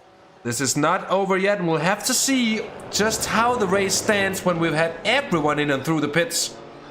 We're coming in on the final 15 minutes of racing here, with just under half an hour gone. 2/3 of the race close to being completed, at least here. Oscar Wilkins now ahead of Chris Warner by 4 seconds, and you can see that last lap really hurting Chris Warner indeed. And just looking at the standings, otherwise those leading cars, well, if the pit stops are going to be taking around 35, 36 seconds plus, well, Oscar Wilkins... This is looking better and better for Oscar, for sure. I was just about to say, Oscar Wilkins could be looking in a very, very decent position for himself in the end. Though I don't think he's going to be able to get past on Michael Pedersen, for now at least. We'll have to put down the hammer even further here on the last lap. He was 4 tenths behind. Now in comes Franks for his pit stop. Let's see if any other of the remaining cars that have yet to do their pit stops are going to be deciding to do it on this lap, or whether it's going to be 1, maybe even 2 extra laps at this point. But of course, do remember that they are running a fuel limit, 50% fuel tank size, which does, of course, limit the amount of laps you can do on a stint. Franks is exiting the pits now, and he's behind Wilkins. I think we were expecting that as well, Markus. So Wilkins... Now, though. Look at Warner, he's behind, and he stays behind. I'd probably want to change that to Franks stays ahead. And this could be very, very, very important for that fight indeed. Absolutely vital here. Warner is having a little bit of a shorter lap here around that turn. Franks was just holding the station there, letting him by again by the looks of it. So still just 1 point between Wilkins and Warner for second place in the championship. Greg Franks not really wanting to get too involved in that situation, I think. And Warner has to chase on indeed. 20 seconds as well now between Michael Pedersen and Paul Gosling, who's second on the road, and in comes Pedersen for his pit stop. So his last pit stop for the week and for the series here. Michael Pedersen coming in to serve the mandatory stop here without changing tires, which is going to take too long. Changing tires means that you have to complete refueling, and then you can change tires like they do in the real world when it comes to GT racing. You can hear him on the limiter now, getting ready to get out there and bang plates with these competitors. James Hall being the next car in line here. Maybe we'll see some team orders here with Pedersen trading positions with Hall. Maybe not. We can see Wilkins in the background here of the picture as Hall is weaving a little bit here. I don't know why he's doing that. Maybe to weave... to say hello to our Danish friend. No, team orders. I don't see him being on the same team. Oh, yeah, no, I was speaking of Wilkins. Oh yeah, Wilkins, of course. We could see team orders there indeed if they wanna make sure that Wilkins gets that spot on Chris Warner, and then they could indeed use Michael Pedersen to shield off Warner. We'll have to see those 15 minutes remaining here are going to be all decisive. Of course, we've had the championship decided, but second place still all up for grabs. And it's an enthralling battle here between Oscar Wilkins and Chris Warner, who's now 6.5 seconds behind, and he's getting pressured here by Greg Franks, who might just be... regretting, I think, Markus, that he didn't fight Chris Warner harder. Maybe not realizing that Warner had a bit of damage to his car there. Could be. Or Greg Franks knows what position Chris Warner is in the overall standings and doesn't want to get too involved in that fight. It's not always easy to know what these drivers' intentions are when they're out on track. Sometimes we have drivers that have more gentlemanly intentions than others. I certainly come on the other scale of that end. Greg Franks seeming to just hang on tight here for a little bit, not really putting a lot of pressure on Warner.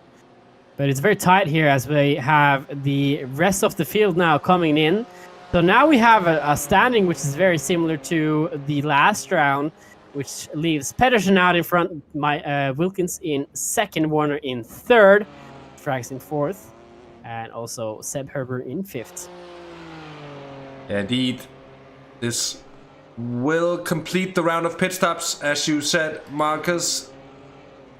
James Hall gets there ahead of Fuller.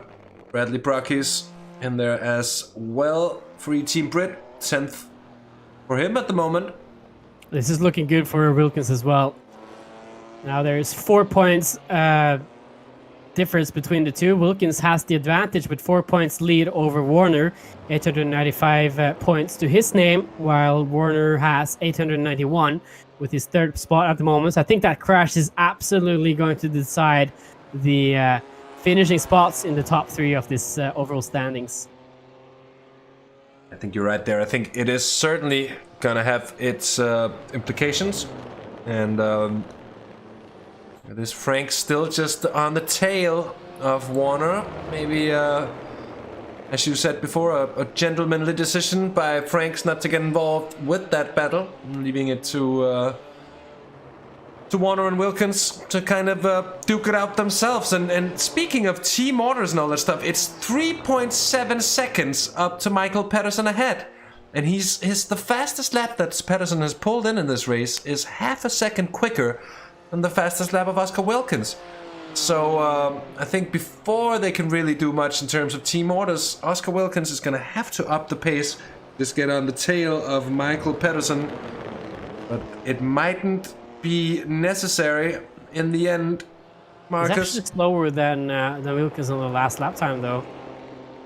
If I'm not wrong, he's just a few tenths slower than Wilkins. So the only thing Pedersen has to do now to absolutely secure that second spot is just to leave the door open a little bit extra here for Wilkins and get him past. Pedersen knows how to defend, so if Warner comes up, it's going to be no match. And yet if he does, Wilkins is going to be in the best spot in terms of championship points. So I think this is really now going to be a celebrateful day for the Simracing Simracingloft.com Volante Racing outfit, who's now leading 1-2 in the feature race as well. Look at our chat there, Michael. Oscar's faster than you, and a bit of multi-21 messages coming through for Michael Pedersen. That might be why he's slowing down at this point. Although I say that, the gap seems to be increasing again in the favor of Michael Pedersen. I think he also wants to round off the season with a win as well. And how can you deny him that, season champ? Let's see how these last 10 minutes of racing unfold. The last 10 minutes of racing from this series in general. And Greg Franks is getting closer and closer to the rear end of Chris Warner here. And at some point, I would imagine that the Belgian driver is going to say, okay, I can't keep sitting here. I want this podium place for myself. He's going to get that move done. Should have the advantage in terms of pure speed on a stricken Chris Warner, doing a very good job to stay on the podium for this long indeed. After his crash early in the race here, Paul Gosling has had a bit of a problem here, Markus, and what do you reckon happened to him? This is the same problem that I think we've seen from a lot of drivers so far. Taking too much height on the exit of this corner, and boom, rally crossing off the track. Oh, and Sam Baxter got a great view of that. Yeah, he must have been scared as well, because it's always really hard to predict just what was going to happen.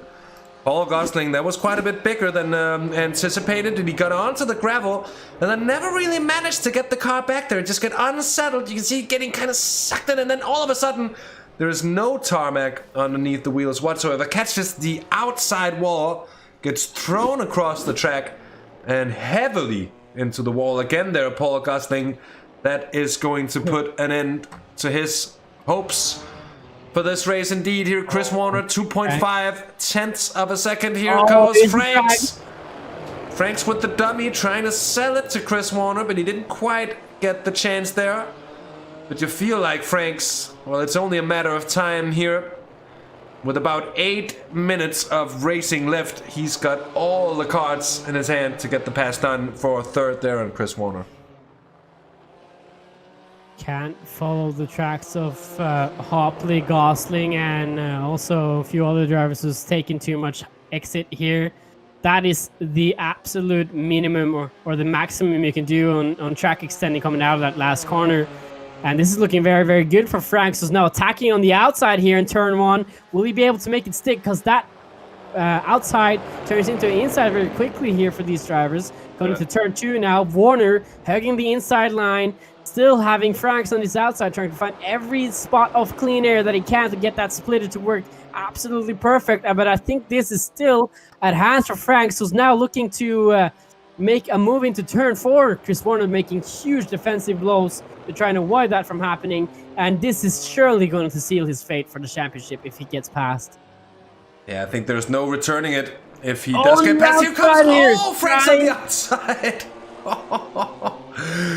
Not afraid to go for it there, Chris Franks, Chris Franks. I don't know what I'm talking about there. Greg Franks. A little bit of a confusion on my part. It's getting late. The two here. drivers. It is indeed getting late. It is indeed getting late.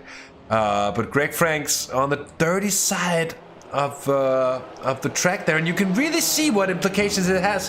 One thing is that it's the longer way around, but it's also with considerably less grip here with the. Just cooling down here, Warner not missing any apexes there. Greg Franks carrying the speed, but he's getting parked there by Chris Warner. I think the next move is going to try to come back into turn 1 again for Franks. He has that much speed coming into turn 1 over Warner, who's got that rear end aero damage, which seems to hurt him a lot on top speed. Can't hold on to the same lap times as his rivals, and barely is able to drive faster than Franks. Was actually a tenth faster on the last lap time. We'll see now again as they cross the line for the 24th time. 33rd, I'm sorry. As we're getting ready to finish off this race now after 38 minutes of racing about to be completed. Franks was now a little later, or not later, but a little further back here from the 75. Was still chasing down into the opening sectors of this track here, Hasse. And I think my cars at the moment is going to be with our early championship leader, who's now currently in a worse spot. Look at this, moving around on the track, back and forth from both of these drivers. I think that would certainly bring some attention from the stewards if this was a real racing event. Yeah, indeed, but they're having looks, and they're doing it in a, responsible fashion, I'd say. They're reacting to one another, but not making the moves too suddenly, and it's rather flowing. It's nice to see that the dance is happening here. It takes two to tangle, but it takes two to tango as well. And so far, there's been no tangling, but a lot of dancing between these two. Chris Warner still staying ahead in third place there with Greg Franks in hot pursuit, right on his tail. As we're coming into the final 5 minutes of this race, it's looking like it's going to be yet another SimRacingLove.com Volante Racing 1-2. And I'm not sure about the points, Markus. You had a look at it.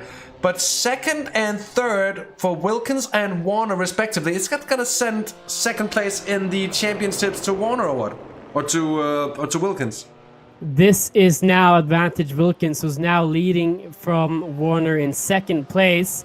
And that also means that if Oscar Wilkins manages to finish in second this race, while Chris Warner is third or worse, he is P2 in the overall standing. So Michael Pettersson already securing the championship in the opening sprint race. Now it's up for his co-worker, say it like that, to make the difference in the second spot in the championship. You will see Greg Franks as well from 6th in the standings and 4th in the actual race at the moment, still chasing out Chris Warner. And if he gets past that, will absolutely seal the fate of Warner's third place in the overall standings. Again, very, very close there. Trying again on the outside here for turn 5. Greg Franks still chasing the 75. And speaking of the difference of points, it's only 4 points now. Difference between the 75 and the 33 for P2. Oh, very, very edgy there. The car of Chris Warner on the exit. But still staying ahead of Franks, although it's by just tiny margins here, and he's gonna have to stay all the way left if he's gonna shield off. He moves across just out of the braking zone. I don't think Franks is gonna be too happy with that, but he's gonna have to take it for now, as we're coming into the final 3 minutes here, which is gonna equate to, I think, 2 more laps, as Michael Pettersson indeed comes across the line. It is gonna be 2 more laps here. So Pettersson, Wilkins, Warner, Franks, Hebra is the top 5 as it stands. And at just 1 point of the field, do we think that might change here? Warner goes very defensively again here. Franks doesn't seem to be close enough. Well, he's going to throw it on the inside here, surely, isn't he? Oh, it's a little bit too far away. Yeah, he's too far back again. So he's, I think, trying to line it up. He knows that he still has a few more laps to get this done. but he also needs to be very, very patient and efficient. Lining up, he gets very close. If we can get the exit, he might get past on Chris Warner up ahead. Look at this here, Greg Franks. Yet again, Warner, can he go defensively early enough? This one, Franks dives Why is left, he right. switching like that, though? There's contact. Him a little bit. Small And he's contact got between the side two. to side right now into turn 5 here, Hasse. This is going to be absolutely critical for Chris Warner. Frank's on the dirty side yet again, and there's no chance of that move ever working, but I have to join you on that one, Markus. I don't really understand why Frank's decided to throw it back out onto the outside when he actually had the space on the inside, and Warner wasn't looking like he was going to move through. He would have had that entire inside for turn 4. I don't understand why he would go on the outside there. I think he just had that dummy idea into his mind. Not saying that he's an idiot or anything like that, but just selling the dummy is a move that which you move and pretend that you're about to attack, and then you move back into the original racing line. But for some reason, I think there was enough space there for him to actually make the pass, but he didn't complete it. We had an attempt here from Greg Franks. As you can see, they were close for a second. And that was before into the braking zone, nose ahead, but there you can see how much dirt is on that outside, off the racing line, of course. And no chance of Greg Franks. Sorry about that. That was me hitting my keyboard and almost knocking it to the floor. I'm a graceful human being indeed. All jokes aside, it's still advantage Chris Warner.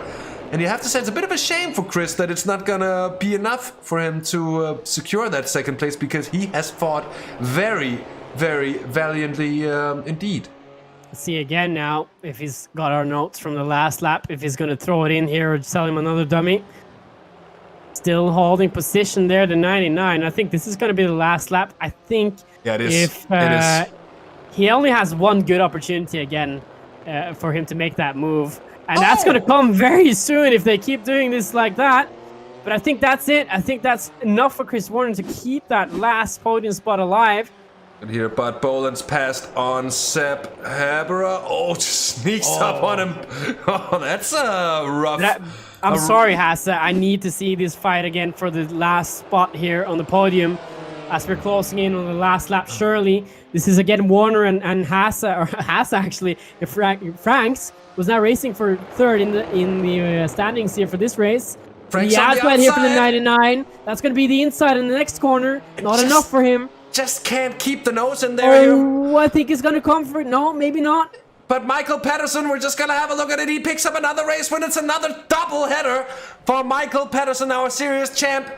And another 1-2 for SimRacingLove.com, Volante Racing. And here it is, Chris Warner, the final corner beckons. And is he going to keep third place ahead of Greg Franks? He is. A very, very strong display with a stricken car, managing to hold off Greg Franks for third place and that final podium spot. Boland gets fifth ahead of Seb Herbert. James Hall gets seventh in the end. Or does he? There goes James. Look at David Fuller. I was just about to say it, but Fuller's going to get it in a likely position, I think. Fuller threw up into seventh place. Or Hall with the cutback. It's going to be James, no? That's David Fuller on the line, I think. On the line. It is indeed David Fuller, but that is one of the closest finishes that I've seen in a very, very long time. 400ths of a second between those two here. Paul Gosling gonna come home for 9th place. And Bradley Brockies, I think, is gonna come home for 10th in the end. So I have to go back again to the point was being made in the YouTube chat here a little bit here from our spectators. Karsten, I think it is. Hold on, I just get my screens up here for a little second. Karsten, who thinks that it's advantage Warner still being in third place if we take into consideration the penalty points which are going to count, which I haven't actually been able to actually count at the moment as I don't have the live information. But if Chris Warner has too many penalty points after that incident that he had in the wall, and also with just pure points based, Oscar Wilkins has P2 unofficially in the championship at the moment. Chris Warner is not out of it yet, but that is yet to be decided. And if you want to follow up on that, you unfortunately have to go check the websites for the final standings. But Hasse, we have our final race result. We do have the final race results, and it is another win for Michael Pedersen, 10th to first in another feature race. Brilliant performance from the number 7 Dane ahead of Oscar Wilkins. All bad luck taken into consideration. That was a good result for the Dutchman. Rounding off another 1-2 for simracinglove.com, Volante Racing. Chris Warner gets third, just ahead of Greg Franks. What a good battle they had for such a long time indeed. And Bud Boland gets fifth on the day ahead of teammate Seb Hebra. David Fuller winning silver ahead of James Hall, who wins bronze. Then Paul Gosling and Bradley Brockes rounding off the top 10. 11th, Jeremy de Boer. 12th was Sam Baxter after his huge incident indeed. Sandro Ballesteros gets an unlucky 13th place, while Philip Hopley comes home 14th. That is also one of the smallest grids we've had so far in the season. Only 2 weeks of racing, which we had smaller grids. But now, I think it's time to have a chat with our gold winner, Hasse, with you, Michael Pedersen.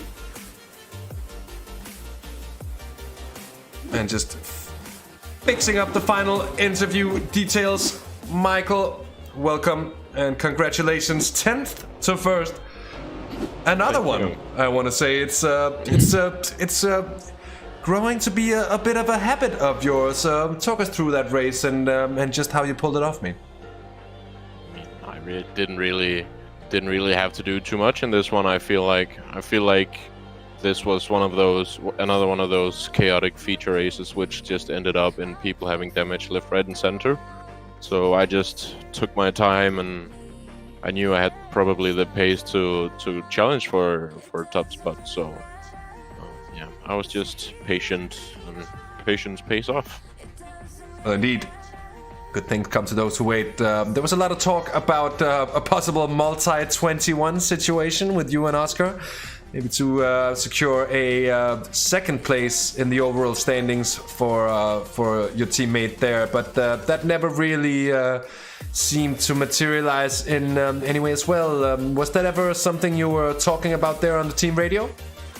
I mean, I was certainly aware of it, and we had a bit of a relaxed tone for this race at the end. But yeah, it wouldn't sit right with me, knowing that I affect the overall championship positioning. So I basically let him know that he had to overtake me on track. If he got up and challenged me, I wouldn't fight him too hard. But yeah, it wouldn't sit right with me, knowing that I basically fixed the championship. So, yeah, this is of course unfortunate, but yeah, that's the way it is. P1 and P3 in the championship is still very good for the team. And unofficially, we're not quite sure yet. It might just be that Oscar actually did pull it off. So we're still waiting confirmation on that from the lovely organizers. Indeed, Michael, I think all that is left for me to say is a huge congratulations from us for yet another race win. And for a fantastic championship title on your shoulders as well. Much deserved. And a final shout-outs round before you go and enjoy the champagne. Well, of course, I would like to thank our sponsor on this one, Sim Racing Loft, for giving me this opportunity in the first place, competing in this championship. And proud to have them on my car, and yeah, teammate Oscar, of course, and Volante Racing, which has really proved that these blue and black cars have definitely found their way to the front more often than not in this championship. And I also want to give a huge shout out to Simracersworld for organizing this fantastic championship. I'm thrilled about being the season 1 champion of hopefully several BMW Trophy seasons. Well, indeed, Michael, thanks for joining us for a last talk, at least of this season, here in the booth. It's been a pleasure watching you race. It's been a pleasure chatting to you as well, mate. And all the best. Do enjoy this evening of yours. Thank you very much. So that was Michael Pedersen, our series champion. We're going to hop right on here, and Markus is going to have another chat with Oscar Wilkins. And welcome back again to you, the Flying Dutchman of this championship, without a doubt, Oscar Wilkins, P2 again in the feature race. And what are your thoughts so far? Yeah, so close. I think I was getting close to Michael, but the race was just a bit too short. But I don't know if I got the second place championship or not, because Chris finished third, and yeah, a little bit too many incidents, maybe. I don't know. So coming into this round, there is one incident point between you two. You have the advantage with the 80. He had the disadvantage with 81 incident points. I'm not sure about how that stands now after the first race. I didn't count them, but it also seems that there's a trend on Warner's side, especially after this race, after the spin that he had, where he had 16 incident points from this race, and by pure just points calculations, you are in front by 4 points, but that's entirely unofficial on our part, and we have to take into account that there will be official changes to the actual standings once our administrators have gone through the penalty points and incident points. So by my calculations, unofficially, you are now P2 in the overall standings. So what are your thoughts on that? We're really happy with that, because the season hasn't been the easiest. I feel like towards the end I was starting to be more consistent and collect the points and even a couple wins. Yeah, this last race, this track is clearly so sensitive for the instant points. I still collected 11 in this last race as well. 4 of those were contact when I got pushed off in turn 2 at the start, so I have to look at that. But yeah, I guess it will be really close between Chris and I. It's been really fast as well this season. Just trying to get an update from Seb Herber on the actual situation right now. Anyways, we have the actual results here, I think, as well, who's been updated from our... And it's official now as well, Warner. I mean, I'm sorry, Wilkins. You are P2 in the championship. And it's also official that Michael Pedersen is our overall standing champion in the gold and overall category. So congratulations, officially now, both you and your teammate Pedersen are 1-2 in this standings. Wow, that's really great news. It's so close, I guess, but I'm really happy with that. Wow, that's amazing. And moving on then, certainly from an happy Oscar Wilkins and a happy Michael Pedersen, we have to continue on with traditions. And what are your thoughts? And who do you want to thank is the actual question I want to ask you. I want to thank you guys for the awesome commentary this season. It's been really enjoyable. Also watching back the live streams afterwards. And of course, Simracersworld and especially Seb for doing all this work for this championship. It's not been too easy, especially with the attendance the last couple of races. So also thanks to all the competitors that did show up the last races, because without everyone there is no race.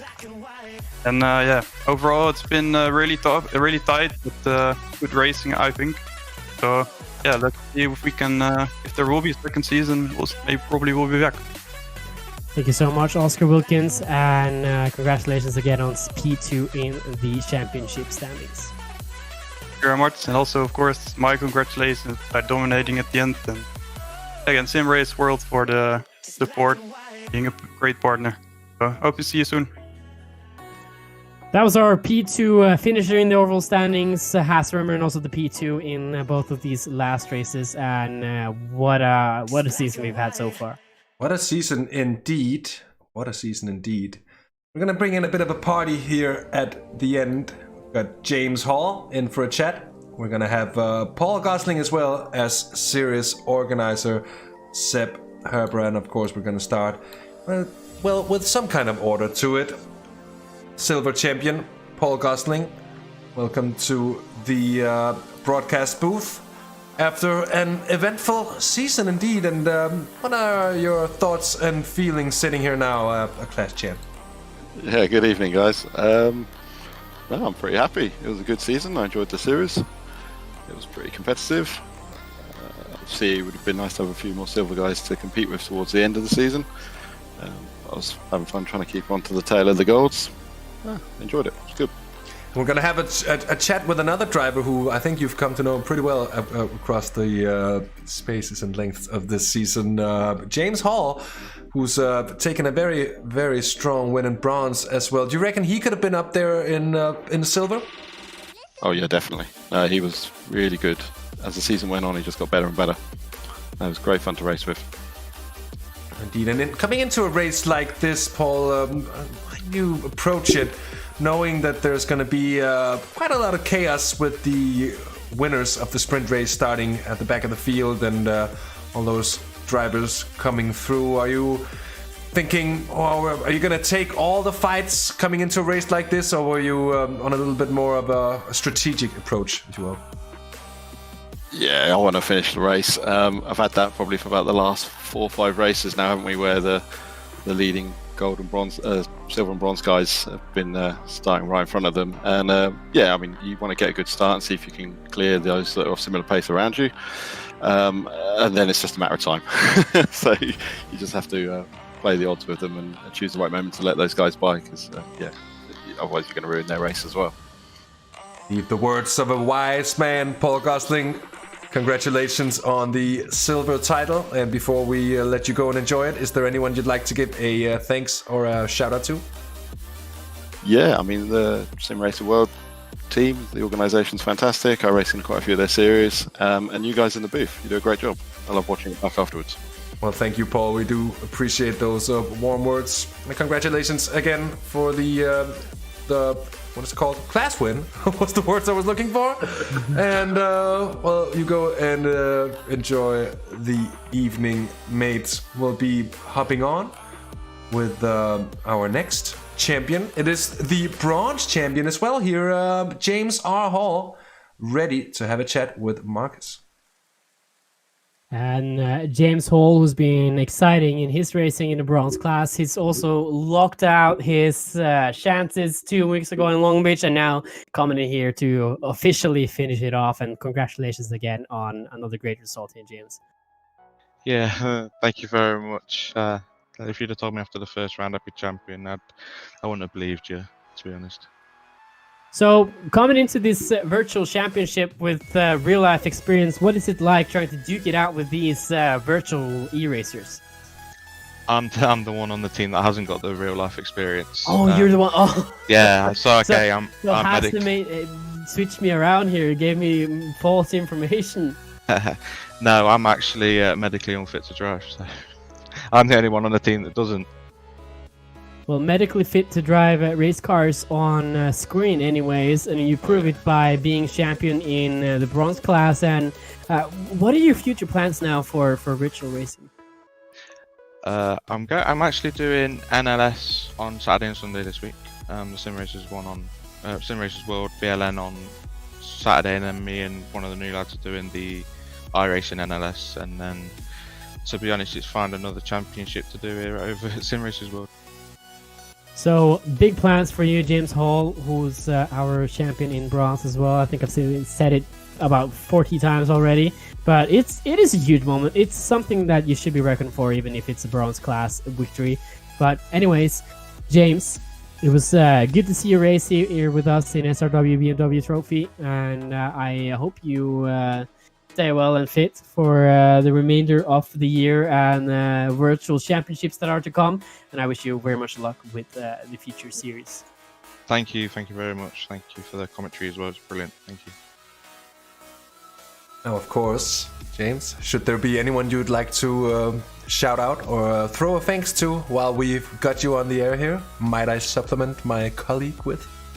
Thank you. Yeah, everybody at Team Brit, E-Team Brit, Dave Player, who's the manager of Team Brit, the real side. Got Max Spooner, the manager of the E-Team side. Just everybody. It's been a whole team effort. You know, we work together as a unit. You know, we win together, we lose together. So it's not just a win for me; it's just a win for everybody in the team. Well, indeed, beautiful, James. Go in and enjoy the evening, enjoy the championship, and it was a pleasure watching you race.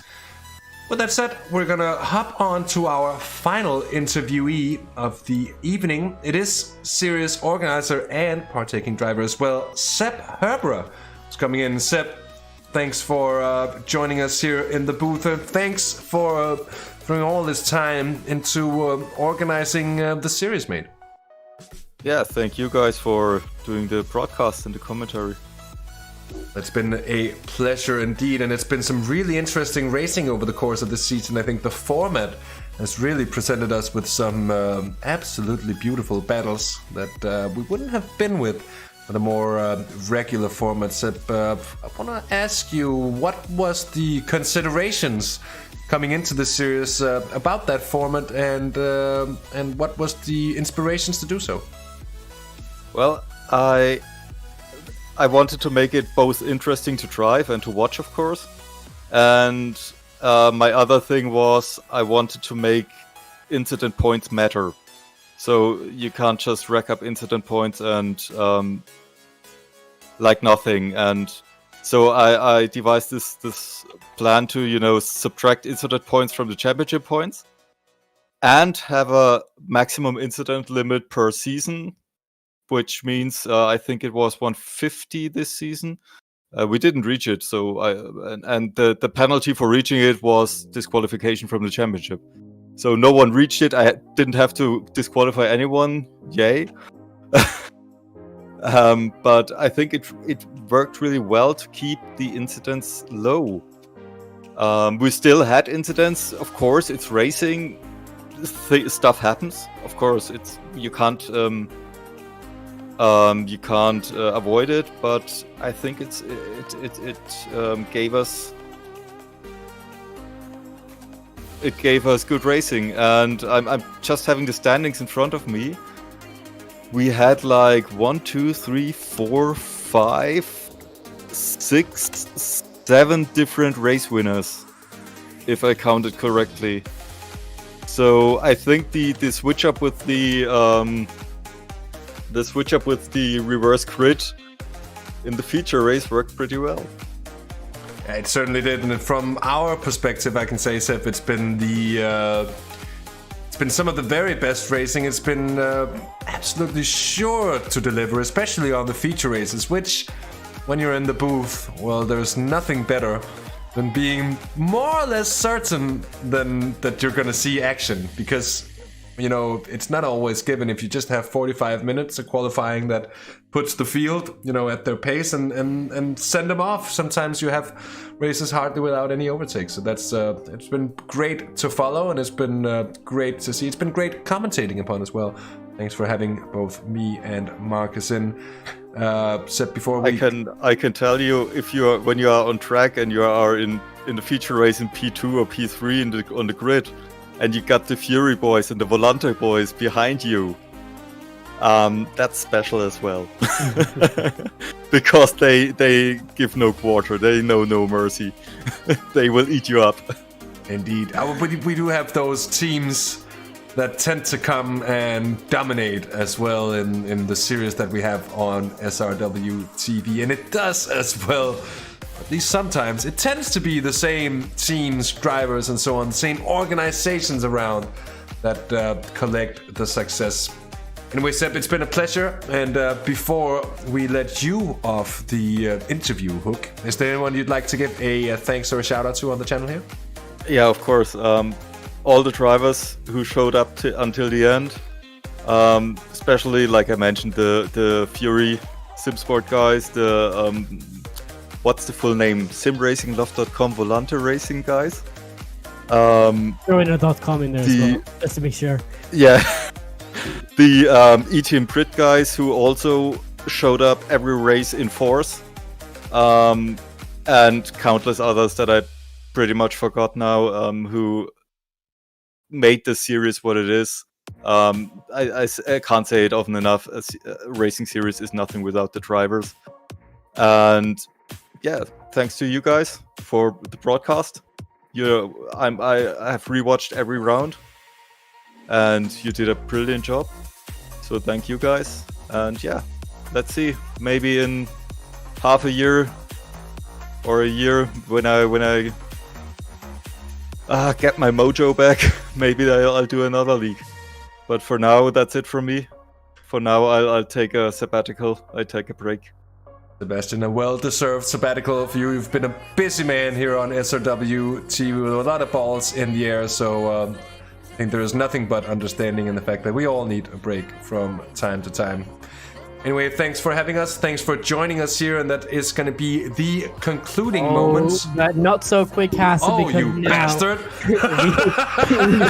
We've come to the conclusion of this season. That is it. We've done 8 weeks of racing now every other Wednesday, and after 16 rounds, this is the end of this championship.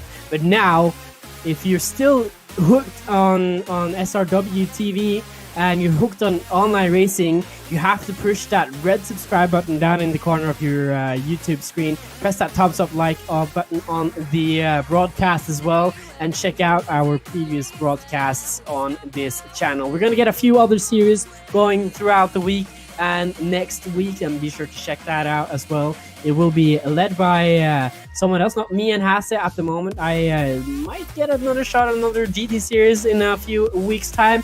And if you want to get updated on that, make sure that you subscribe to the channel and keep posted on what we publish every week. And on that, Hasse, I think it's time for you to finish off the broadcast. Yeah, well, thank you so much for joining us across all platforms. Do leave a like if you like what we've done here tonight. And if you want to see more, do feel free to subscribe as well. My name, of course, is Hasse Rømer. I've been with Markus Gjesdal. Your organizer is, of course, Sebastian Heber. And with that said, thanks for tuning in to Simracersworld TV. And until next time, take care, have fun, and bye-bye.